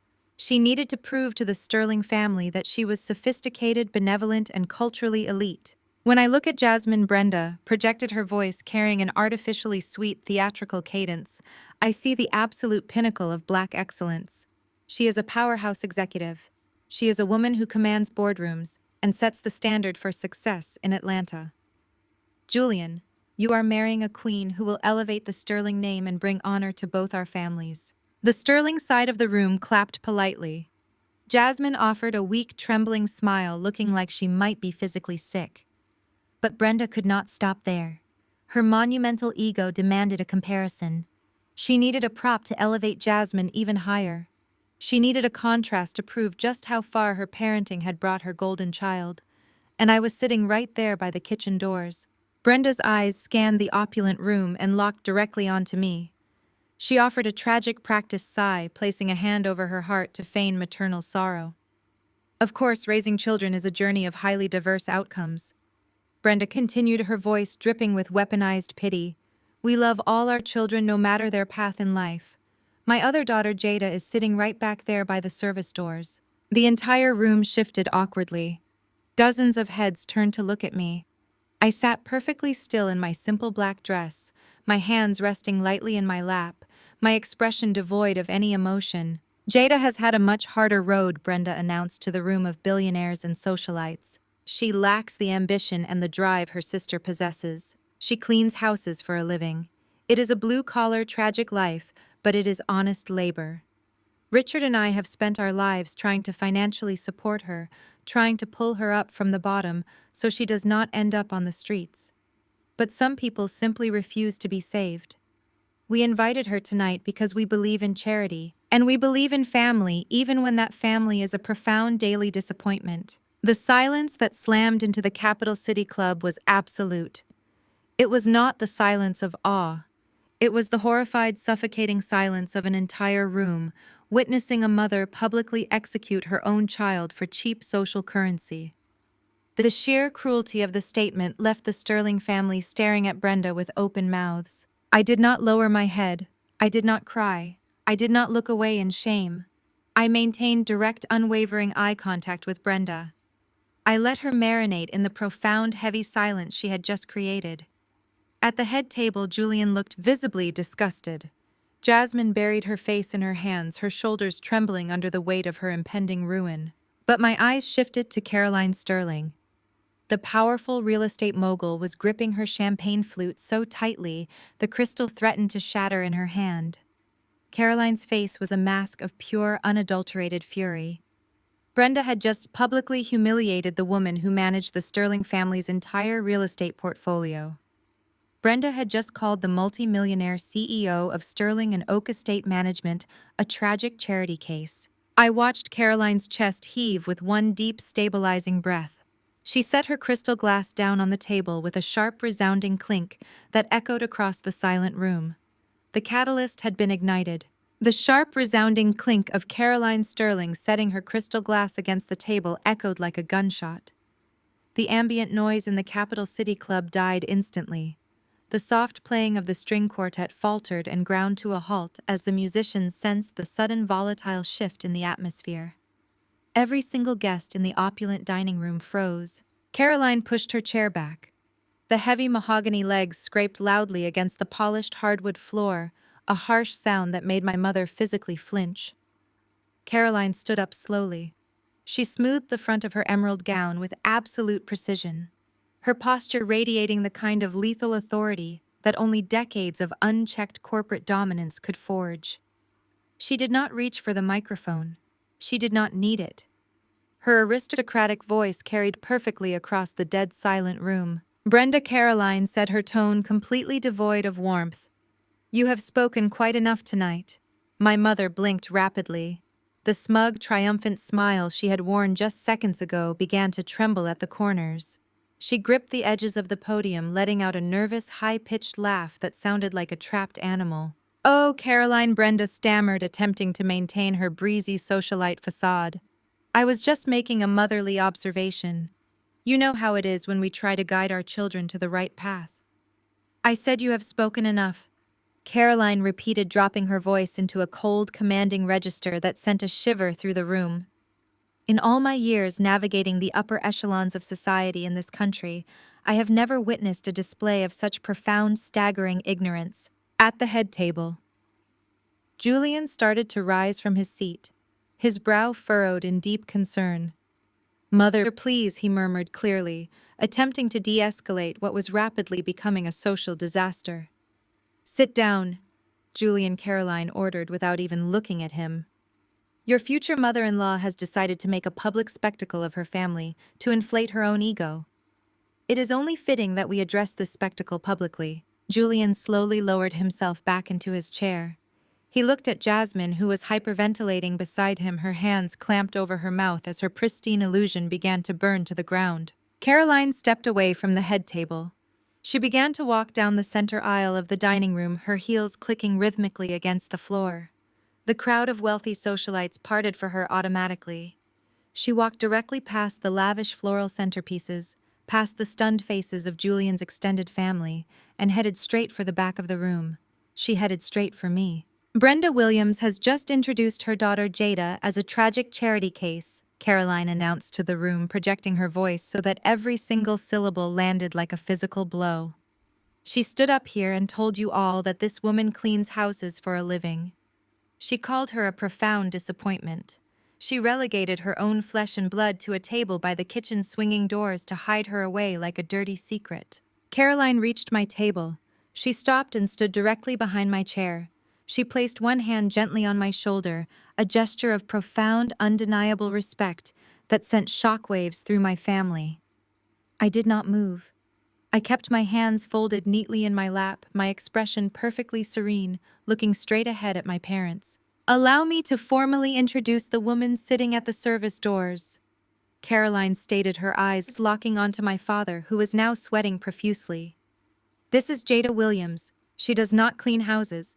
She is the founder and chief executive officer of Sterling and Oak Estate Management. She is a self-made multimillionaire." A collective gasp rippled through the dining room.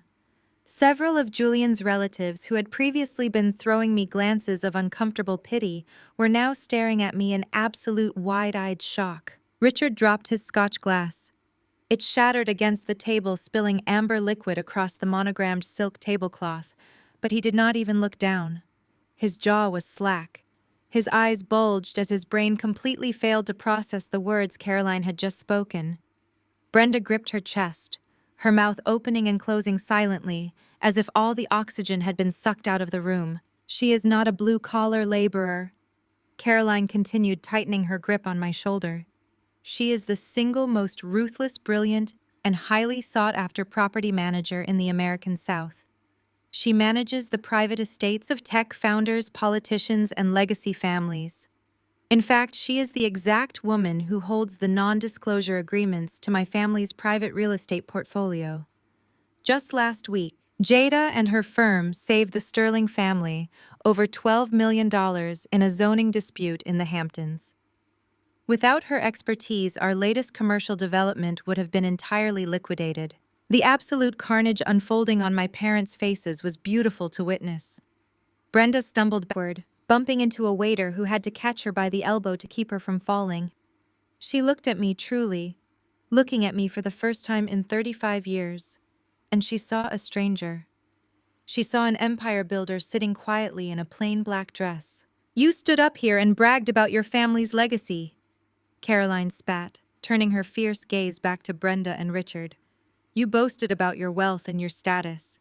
You claimed to be the pinnacle of excellence, yet you have spent this entire evening, and presumably this young woman's entire life, degrading the only actual elite asset your family possesses. Now see here, Caroline," Richard suddenly shouted, his voice cracking as he desperately tried to salvage his pride in front of the other men in the room. "There must be some misunderstanding. Jada never told us any of this. She let us believe she was struggling. This is her fault for deceiving us." "Do not speak to me, Richard." Caroline snapped, her voice cracking like a whip. "You do not have the financial clearance to breathe in my direction. I ran a comprehensive background check on you last month. I know exactly what your net worth is. I know exactly what you do not have. And I know exactly what predatory lengths you went to just to sit at this table tonight." Jasmine let out a blood-curdling scream from the head table. "Stop it!" she shrieked, slamming her fist down on the linen tablecloth. "Stop talking right now." Jasmine's perfect bridal facade was entirely gone. Her makeup was streaked with tears. She looked frantic, cornered, and completely feral. Julian turned to look at her, his eyes cold and analytical. The pieces from the country club kitchen were slamming into place in his mind. The frantic demands for a $20,000 loan, the fake property deed. Julian realized in that exact moment that the deed had never been fake at all. Caroline looked at Jasmine with a level of disgust usually reserved for insects. "Your sister Jada is the only reason I allowed this circus to proceed tonight," Caroline informed her coldly. "She asked me to give you the grace of letting this play out. I wanted to cancel this wedding weeks ago when I found out you were a fraudulent grifter. But Jada has more class in her little finger than the three of you have in your entire fabricated lineage. I respected her wishes to handle her family privately. But after witnessing your mother attempt to publicly humiliate her, I refused to stay silent for another second." The room was completely paralyzed. The high society guests who had been applauding my mother 5 minutes ago were now looking at my family like they were diseased. My parents had spent their entire lives worshiping at the altar of social status, terrified of what the community might think of them. Now their worst nightmare had materialized. They were completely exposed as abusive frauds in front of the wealthiest, most influential people they had ever met. Caroline looked down at me. Her fierce expression softened slightly. I haven't moved an inch. I haven't gloated or smirked. I simply tilted my head back and looked up at my highest-paying client. "Thank you, Caroline," I said, my voice smooth and perfectly composed. "That was a lovely toast." I stood up from my chair at the back of the room. I picked up my small black clutch. The entire dining room watched me as if I were a ghost that had suddenly materialized into a titan. I stepped away from the table and began the slow, deliberate walk down the center aisle toward my parents. The time for observation was over. The time for total demolition had arrived. The sound of my heels against the polished hardwood floor cut through the heavy air like a metronome. Every step I took toward the head table felt like the final ticking seconds of a bomb counting down to zero. The whispers from the Sterling family had erupted into a low, frantic hum of absolute shock. Julian's extended relatives were leaning across their tables, their eyes wide, completely captivated by the catastrophic implosion of the Williams family facade. Brenda and Richard were scrambling. The sheer panic in their eyes was instantly replaced by a sickening, desperate attempt at survival. My mother lunged forward, her sequined dress catching the light as she forced the most grotesque, artificial smile I had ever seen onto her face. Jada, my brilliant girl. Brenda gasped out, her voice pitching so high it sounded like glass cracking.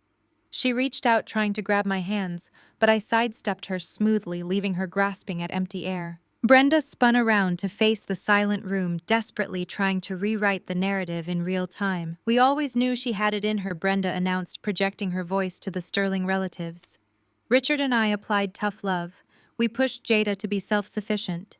We knew that if we pampered her the way we pampered Jasmine, she would never build her empire.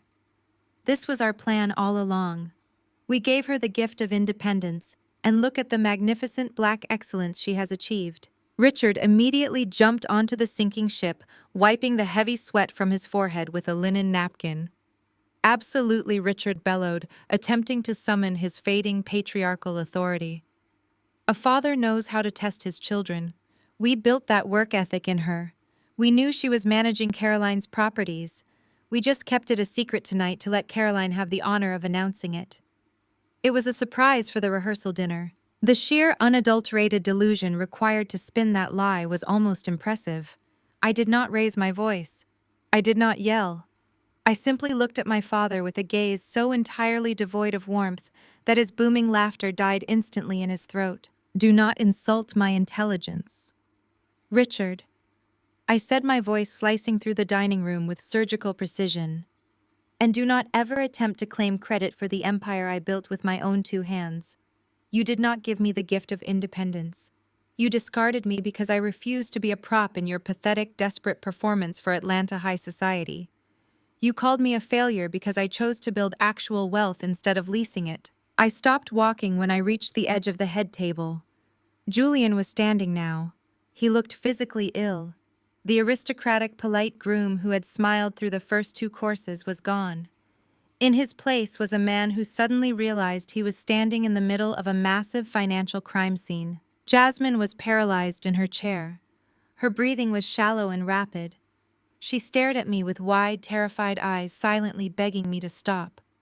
But I was 35 years overdue for this reckoning, and I was going to finish it. I opened my small black clutch.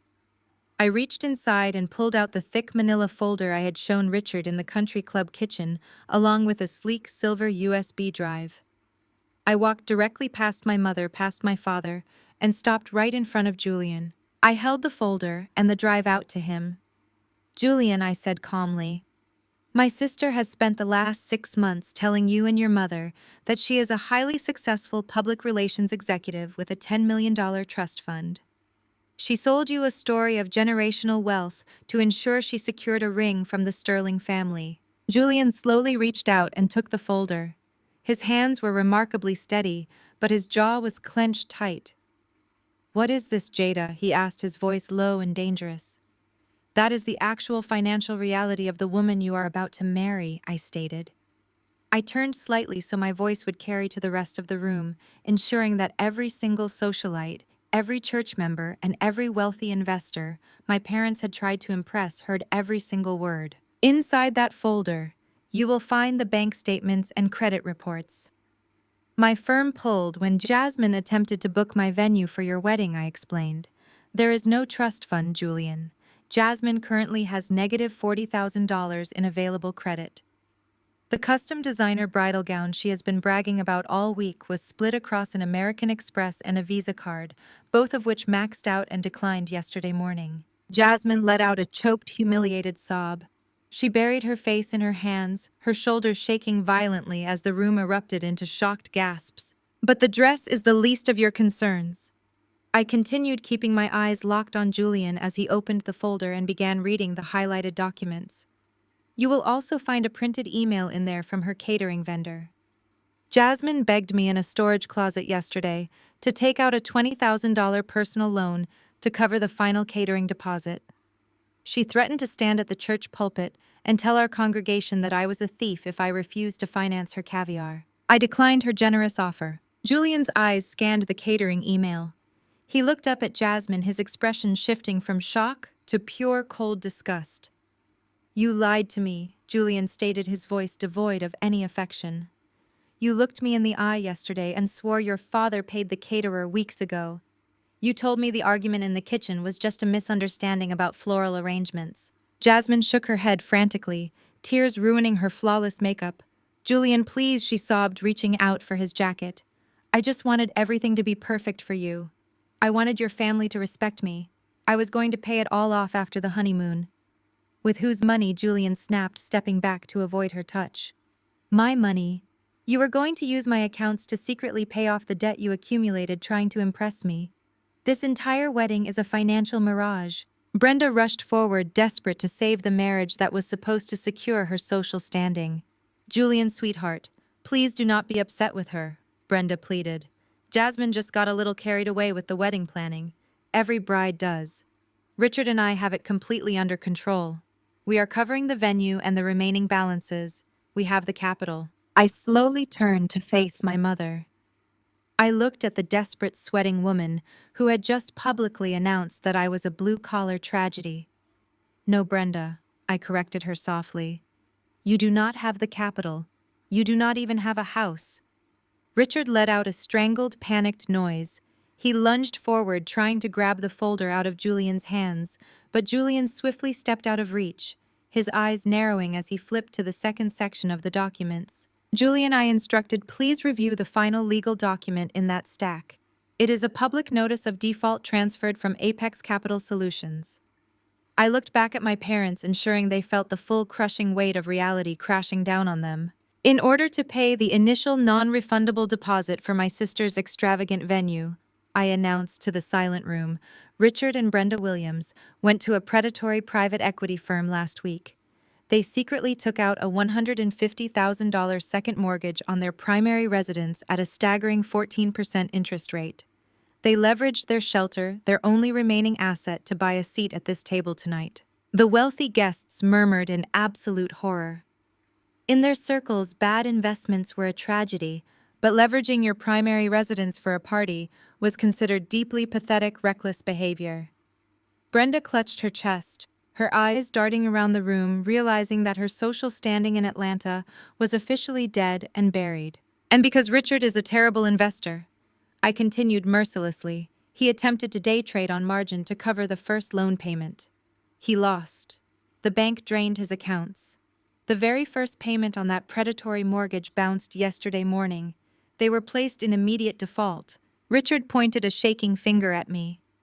You are a monster, he yelled, his voice echoing off the vaulted ceilings. You hacked my accounts. You stole my financial records. I will have you arrested for corporate espionage. I smiled, a slow, chilling smile that finally reached my eyes. I did not hack anything, Richard, I replied smoothly. When your loan went into default, the private equity firm put your debt up for sale on the distressed asset market. My holding company, Sterling Horizon Holdings, purchased the promissory note and the deed of trust yesterday afternoon. I took one step closer to my father, dropping my voice so the absolute finality of my words would strike him directly in the chest. I own your debt, Richard. I own the deed to your house. I am officially your landlord. And the only reason you are not currently standing on the sidewalk with your belongings in garbage bags is because I wanted to wait until this exact moment to tell you. Richard's knees literally buckled. He stumbled backward, catching himself on the edge of the head table. The booming patriarch, the man who had demanded I scrub baseboards and threatened to destroy my reputation, was now hyperventilating, staring at me with the sheer terror of a man who realized he had just handed his executioner the axe. Julian closed the folder. The sharp snap of the heavy paper echoed loudly. He did not yell. He did not throw the folder. He simply set it down on the table, his face a mask of absolute aristocratic disdain. He looked at Jasmine, who was weeping uncontrollably into her hands, and then he looked at my parents, who were clinging to the table for physical support. This is repulsive, Julian stated quietly. The illusion of black excellence, the obsession with status, the country club memberships and the designer clothes had all been stripped away. The Williams family was completely exposed, standing naked in the wreckage of their own profound financial and moral bankruptcy. And I was the one holding the match. Julian turned his back on my parents, treating them with the exact level of invisibility they had forced upon me for over 3 decades. He focused entirely on Jasmine. The silence in the capital city club was absolute. You could hear the ice melting in the abandoned water glasses on the tables. Jasmine stood trembling, the heavy silk of her designer engagement dress suddenly looking like a cheap costume. Julian spoke with a terrifyingly calm and level voice. He did not yell, which somehow made his absolute disgust even more devastating. He asked her if a single word she had spoken over the past 6 months was true. He recounted the elaborate stories she had fed him, the fake trust fund meetings she claimed to attend, the imaginary commercial properties her father supposedly developed across the South, the lies about why her sister was never around to attend their social events. He detailed how she had claimed I was a tragic stain on their perfect legacy, a high school dropout working odd jobs who refused to apply herself. I stood there listening to the sheer depth of her deception. Julian did not raise his voice, but every word he spoke stripped away another layer of her carefully constructed facade. He told her he did not care about the money. The Sterling family had enough wealth to last 10 lifetimes. He cared about the fraud. He cared that she was willing to bankrupt her own parents and destroy her sister's reputation just to secure a spot in his family's social circle. He reached into the inner pocket of his tailored jacket and slowly pulled out the velvet box containing the matching diamond wedding band he was supposed to place on her finger tomorrow afternoon. He set it gently on top of the manila folder I had brought, the folder containing her financial ruin. He announced to the room, to his mother, and to my horrified parents that there would be no wedding. He was officially terminating the engagement, effective immediately. Jasmine let out a sound that I can only describe as a dying animal. It was a guttural, wretched sob that tore from her throat and echoed off the crystal chandeliers.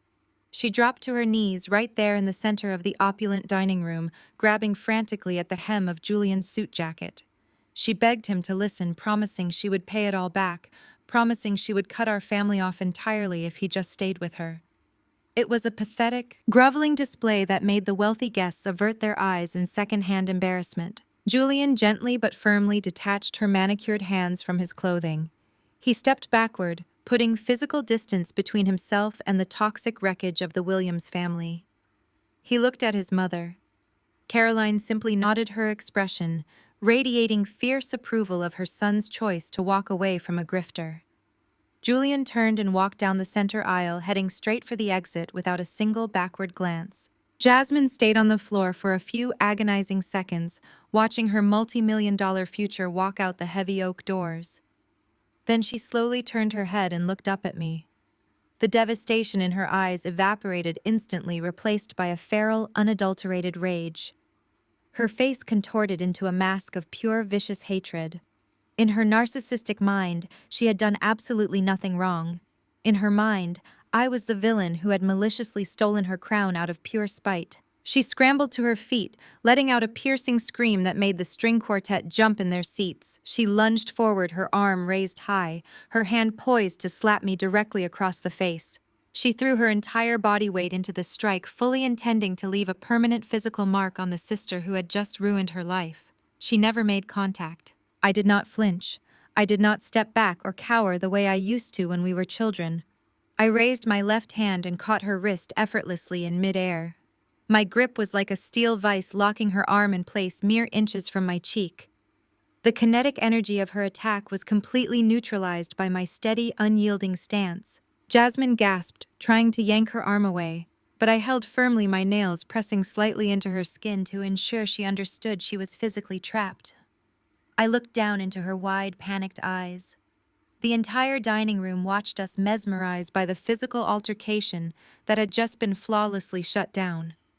I leaned in close, keeping my voice dangerously low, so only she, my parents, and the closest relatives could hear. "You will never lay a hand on me again, Jasmine," I said coldly. "The days of you treating me like a punching bag to elevate your own pathetic self-esteem are permanently over. You do not get to throw a tantrum because I refuse to finance your delusions." I released her wrist with a sharp downward motion, forcing her to stumble backward. She bumped into Richard, who had to catch her by the shoulders to keep her from falling over in her designer heels. I smoothed the front of my black dress, entirely unbothered by her pathetic display of violence. I looked at my parents who were clutching each other, shaking with the realization that they had completely lost control of their children, their finances, and their precious social standing. "You want to be furious about losing your groom?" I said smoothly, my voice carrying across the silent room. "But Julian walking out that door is actually the least of your logistical problems tonight." Jasmine stared at me, her chest heaving, mascara running down her cheeks in dark, ugly streaks. "What are you talking about?" she choked out. I checked the gold watch on my wrist. It was exactly 8:15 in the evening. I looked back up at her, offering a cold corporate smile. I informed her that the 5 o'clock banking deadline had officially passed. Calvin, the general manager of the Montgomery estate, had been monitoring the venue's accounts all afternoon.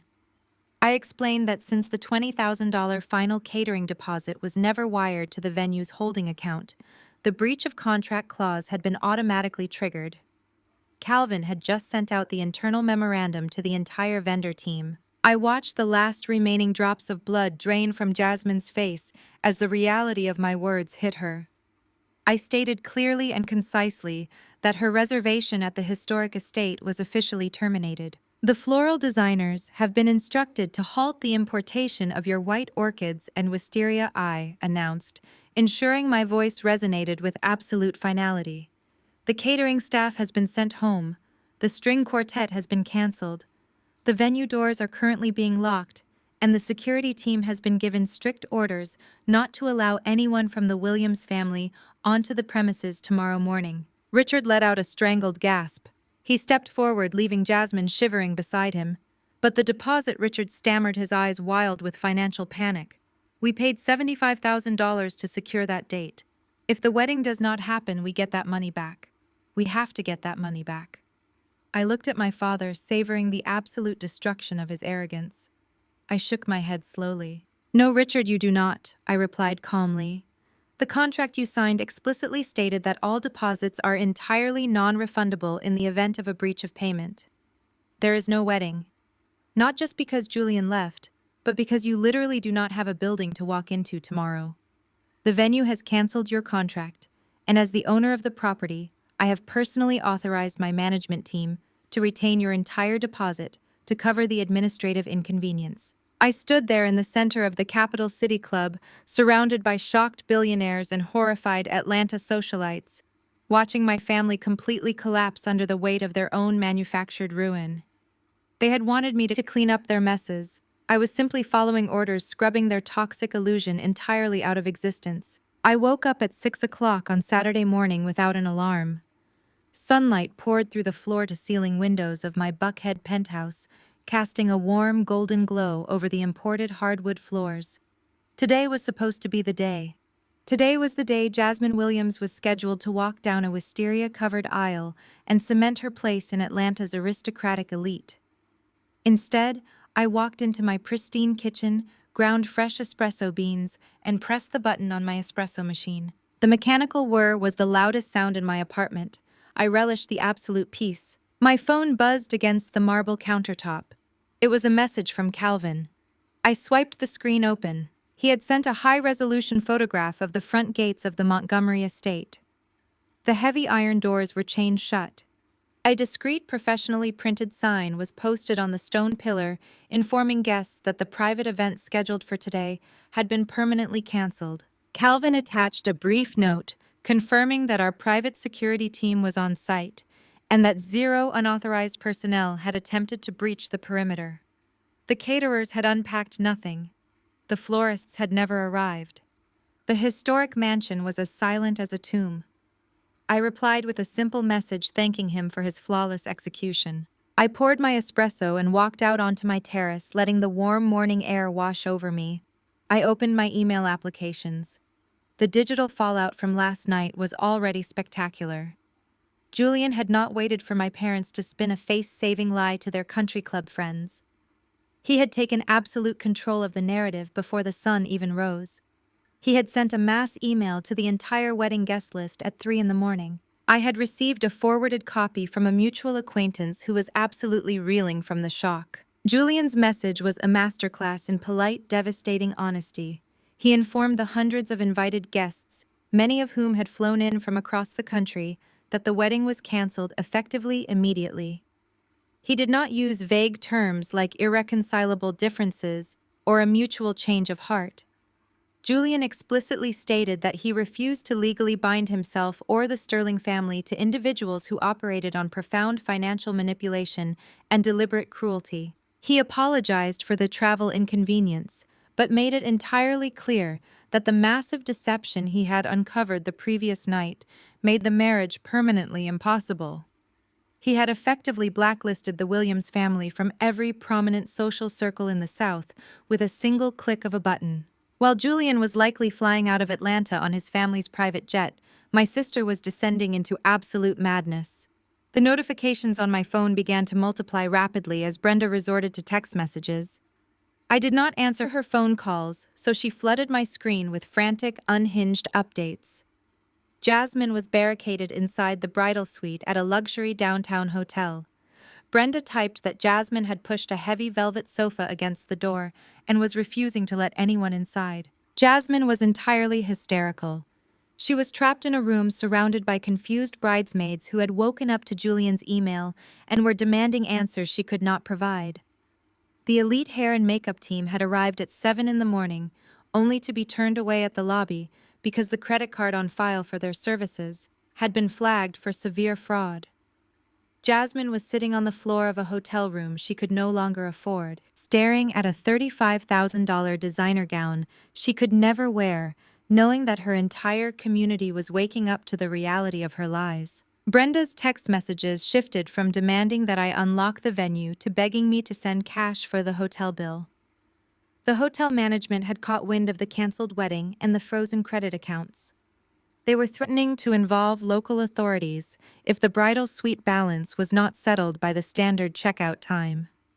Brenda pleaded with me, claiming that Jasmine was hyperventilating and tearing the bridal suite apart in a fit of rage. She begged me to show some sisterly compassion, conveniently forgetting that just 12 hours ago she had stood on a stage and called me a blue-collar tragedy. I read the messages with total emotional detachment. I placed my phone on silent, set it face down on the outdoor patio table, and took a slow sip of my coffee. For 3 decades, my parents had cultivated an environment where Jasmine's comfort was their only priority. They had sacrificed my peace, my dignity, and their own financial stability to ensure she never had to face the consequences of her actions. Today, gravity had finally caught up with them. There was no safety net. There was no backup plan. They were free-falling in broad daylight. They had demanded that I clean up their messes. They had handed me a yellow bucket and told me to scrub the baseboards of their illusions. I was simply following their instructions. I was cleaning the toxicity out of my life, sweeping away the leeches and the liars with ruthless efficiency. I finished my espresso and walked back inside my penthouse. I had no intention of responding to Brenda's desperate pleas for cash. I knew exactly what was going to happen next. Once the hotel management forced them out of the bridal suite, they would have nowhere else to turn. Their credit was completely destroyed. Their social standing was eradicated. They would have no choice but to come crawling directly to the only person who held the deed to their salvation. I set my coffee cup in the sink and waited for my doorbell to ring. The chime of my private elevator security console broke the quiet of my kitchen exactly 2 hours later. I walked over to the digital panel mounted on the marble wall and pressed the intercom button. My downstairs concierge, a highly trained former military contractor named David, spoke with crisp professionalism. "Miss Williams," David stated, "I have a Richard and Brenda Williams in the lobby. They are requesting immediate access to your residence. They are highly agitated, but they claim it is a family emergency." "Send them up, David," I replied smoothly. I unlocked the elevator override and stepped back into the center of my living room. I did not sit down. I did not prepare beverages. I stood perfectly straight, my hands clasped loosely in front of me, waiting for the polished steel doors of my private elevator to open. When the doors parted, the 2 people standing inside looked absolutely nothing like the arrogant socialites who had strutted through the Capital City Club the night before. Brenda stepped out first. Her usually immaculate hair was flat and frizzy from the humidity. She was wearing yesterday's makeup smeared and settled into the deep lines of panic around her eyes. She wore a rumpled tracksuit, a shocking departure from her usual designer labels. Richard followed close behind her. The booming chest-puffing patriarch had completely evaporated. His shoulders were slumped, his posture defeated. He looked like a man who had aged 10 years in the span of a single morning. They stepped onto my imported hardwood floors and stopped staring at the sheer, undeniable magnitude of my wealth. They looked at the soaring 20-foot ceilings, the custom modern art hanging on the walls, and the unobstructed panoramic view of the Atlanta skyline wrapping around the entire penthouse. This was not the cheap, basic apartment Jasmine had accused me of living in. This was an empire. Jada Brenda whispered, her voice cracking as she took in the space. We had no idea. You never asked, I replied. My voice was perfectly flat. State your business, Brenda. I have a very busy schedule today. My mother flinched at the coldness in my tone, but desperation quickly overrode her pride. She rushed forward, stopping just a few feet away from me, her hands clasped together in a pleading gesture. It is an absolute nightmare, Jada Brenda sobbed, tears spilling over her eyelashes. The hotel management called the police this morning. They forced their way into the bridal suite and escorted Jasmine out of the building. They are threatening to press charges for defrauding an innkeeper because the credit card on file bounced for the final room balance and the damages she caused. Richard stepped up beside her, swallowing hard. He could not bring himself to look me in the eye, so he stared at a spot on the wall just past my shoulder. The bank called my cell phone an hour ago, Richard said, his voice thick with humiliation. They flagged the remaining credit accounts for severe delinquency. Word is already spreading through the country club. Several board members have stopped returning my calls. We are completely ruined, Jada. We have absolutely nothing left. I looked at the two of them. I felt no pity. I felt no satisfaction either. I simply felt an overwhelming sense of profound clarity. They had spent their entire lives running on a treadmill of financial toxicity to impress people who fundamentally did not care about them. Now they had stumbled, and the machine was tearing them to pieces. And what exactly do you want me to do about it? I asked quietly. Brenda reached out, attempting to grab my hands, but I took a deliberate step backward. She dropped her arms, her face twisting in pure desperation. You have to save us, Jada Brenda pleaded, her voice rising in panic. You have millions of dollars. You own properties all over the city. You have the power to fix this instantly. We need you to pay off Jasmine's credit cards before the hotel presses charges. We need you to clear the venue cancellation fees. And we need you to tear up that default notice on our house. Richard finally looked at me, his eyes wide and pleading. If you just clear the immediate debts, we can salvage this, he insisted, still clinging to the pathetic illusion of his social standing. We can tell the community that Julian was intimidated by our success. We can spin a public relations narrative that Jasmine broke it off because the Sterling family was too demanding. We can save our reputation in Atlanta, but we need your capital to do it. You have to bail us out, Jada. We are your family. I stood in the center of my penthouse, listening to my father beg me to finance a public relations campaign to cover up his financial crimes. I was not asking for forgiveness. He was not apologizing for decades of emotional abuse. He was not expressing an ounce of remorse for publicly degrading me in front of the Sterling family just last night. He was simply asking me to buy him a new mask so he could continue lying to his friends. They had learned absolutely nothing. The total collapse of their world had not humbled them into self-reflection. It had only made them more desperate to maintain the lie. I looked at Richard. I looked at Brenda. I let a long, heavy silence fill the massive living room. I wanted them to hear the quiet hum of the air conditioning.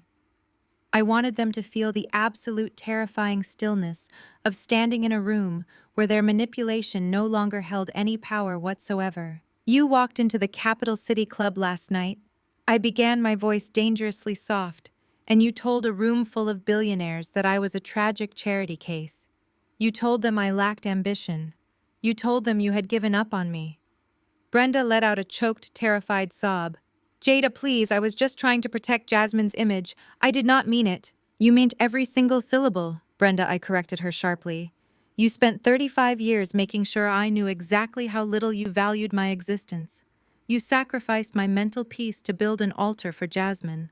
You demanded that I take out a $20,000 loan to buy her caviar, and when I refused, you threatened to destroy my life. I took a slow, deliberate step toward them.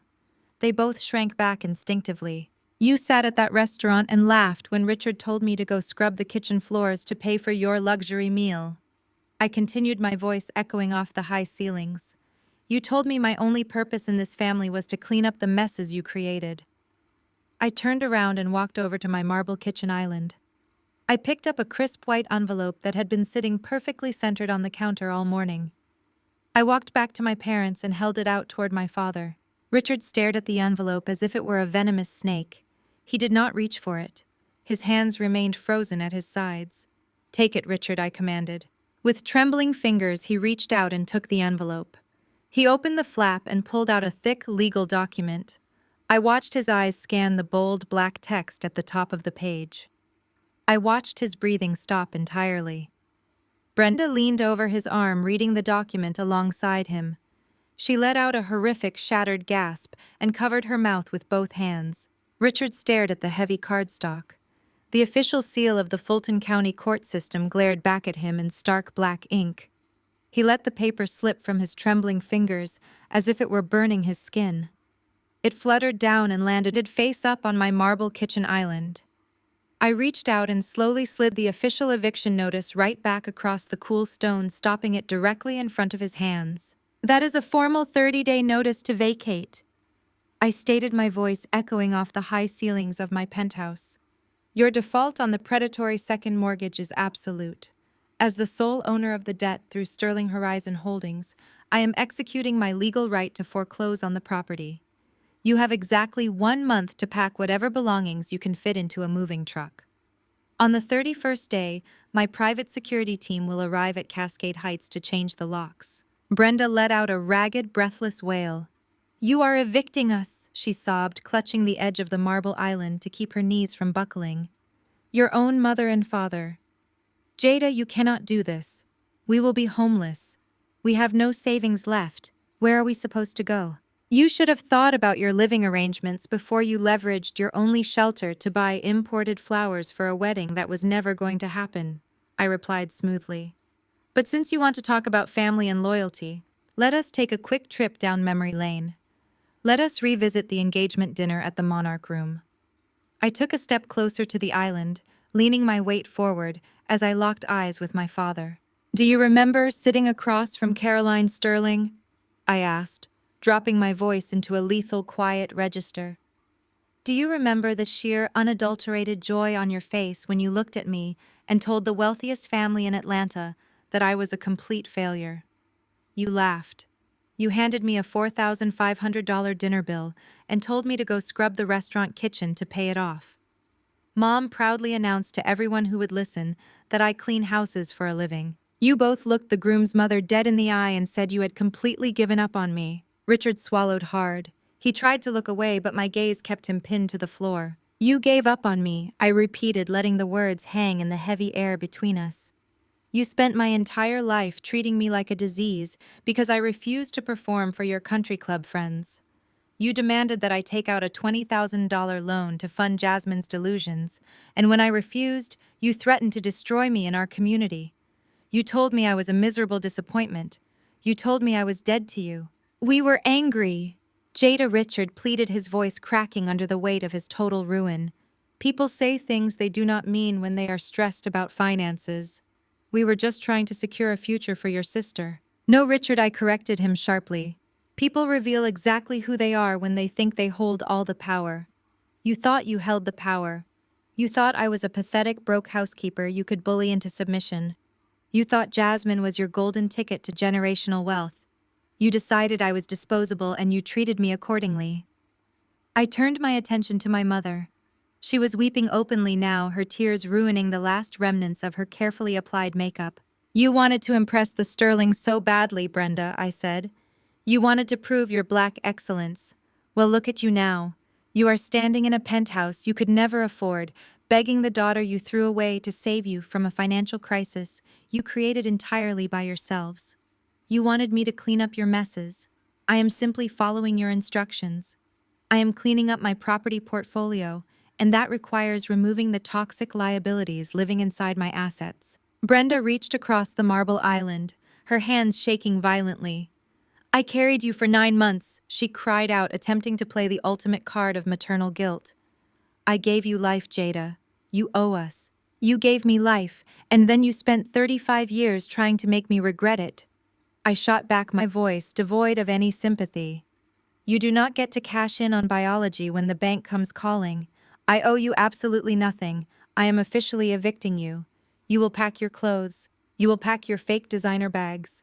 You will take Jasmine and you will figure out how to survive in the real world without a luxury facade to hide behind. Richard's fists clenched at his sides. A brief, pathetic spark of his old arrogance flared up in his chest. His face turned a dark shade of crimson as he glared at the eviction notice on the island.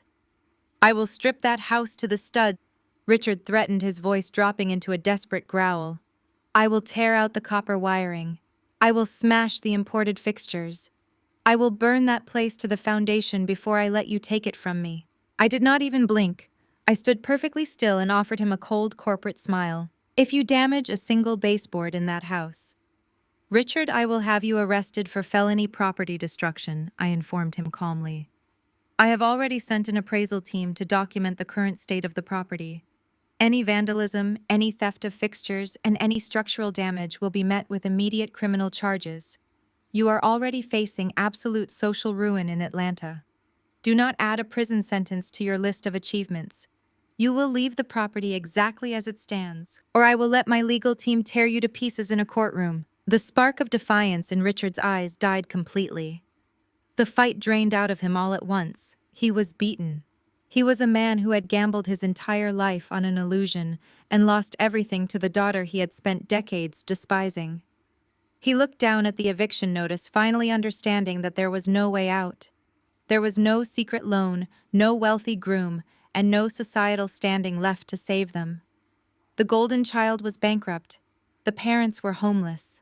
The scapegoat was the billionaire landlord. The silence in my penthouse was absolute, broken only by the ragged, shallow breathing of the two people standing on the opposite side of my kitchen island. Richard and Brenda were completely motionless. The illusion they had spent a lifetime meticulously crafting had not just cracked it, had shattered into a million irreparable pieces. They were forced to look at the daughter they had treated like dirt and recognize that I was the undisputed architect of their reality. I looked at Brenda.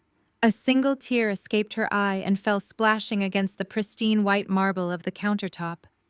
She did not wipe it away. She simply stared down at the eviction notice, her mind completely unable to process a world where she was no longer the matriarch of a flawless, wealthy family. I looked at Richard. The man who had terrorized our household with his booming voice and patriarchal demands was now shrinking inside his tailored suit. His shoulders were bowed under the crushing weight of his catastrophic financial failure. You look at me, and you see a monster, I said. My voice was incredibly soft, yet it carried the undeniable authority of a woman who held absolute power. You think I am doing this out of pure, bitter malice. You think I bought your debt and initiated this foreclosure just to torture you for the way you treated me. You think this is a petty emotional revenge scheme because you failed to love me. I took a slow, deliberate breath, letting the cool, conditioned air fill my lungs. But you are giving yourselves far too much credit, I continued. This is not about malice. This is about taking you at your exact word. Richard slowly raised his head, his bloodshot eyes meeting mine. Brenda looked up, her face a portrait of utter despair. At the engagement dinner, I reminded them, my words sharp and precise. You looked Caroline Sterling dead in the eye and proudly announced that I clean houses for a living. You laughed at the restaurant bill and told me to go scrub the kitchen to pay it off. When Jasmine demanded I come to the Montgomery estate, she ordered me to get on my hands and knees to measure the baseboards. She told the venue manager I was the hired help brought along to handle the grunt work. I stepped away from the kitchen island and began to slowly pace the length of the living room, my heels clicking a steady rhythm against the hardwood floor. For 35 years, you told me my only value to this family was to handle the labor you deemed beneath you. You designated me as the designated janitor for your oversized egos. You told me my job was to clean up. Well, Brenda, I listened to you. I took your assessment of my life to heart. I am doing exactly what you trained me to do. I am cleaning. I stopped pacing and turned back to face them, clasping my hands elegantly in front of me. I am simply cleaning the toxicity, the fraud, and the massive financial liability out of my properties, I stated. You are a high-risk, non-paying tenant residing in an asset managed by my holding company. You have demonstrated a blatant disregard for financial responsibility, and you pose a direct threat to the integrity of my portfolio. Removing you from the premises is not an act of emotional vengeance. It is a standard, highly routine property management procedure. Brenda let out a small, pathetic whimper. Jada, please, she choked out. We are your family. We are your blood. You stopped being my family the moment you decided my humiliation was the required currency to buy your way into Atlanta high society, I replied without a single ounce of hesitation or regret. You traded your integrity, your finances, and your own daughter for a front row seat at a wedding that was entirely funded by lies.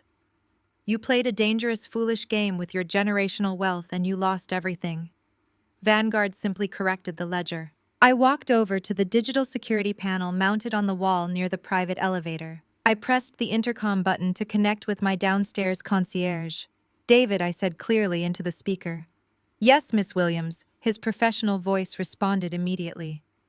My guests are preparing to leave, I instructed. Please give them exactly 5 minutes to collect themselves and then send the private elevator up to bring them down to the lobby. Ensure they find their way to the street safely. Understood, Miss Williams. I released the button and turned back to Richard and Brenda. They were standing perfectly still, looking like two hollow shells of the people they used to be. The grand, arrogant patriarch and the status-obsessed socialite had been entirely erased. They were just two broke, desperate people facing the terrifying reality of the consequences they had built with their own hands. Your 30 days start today.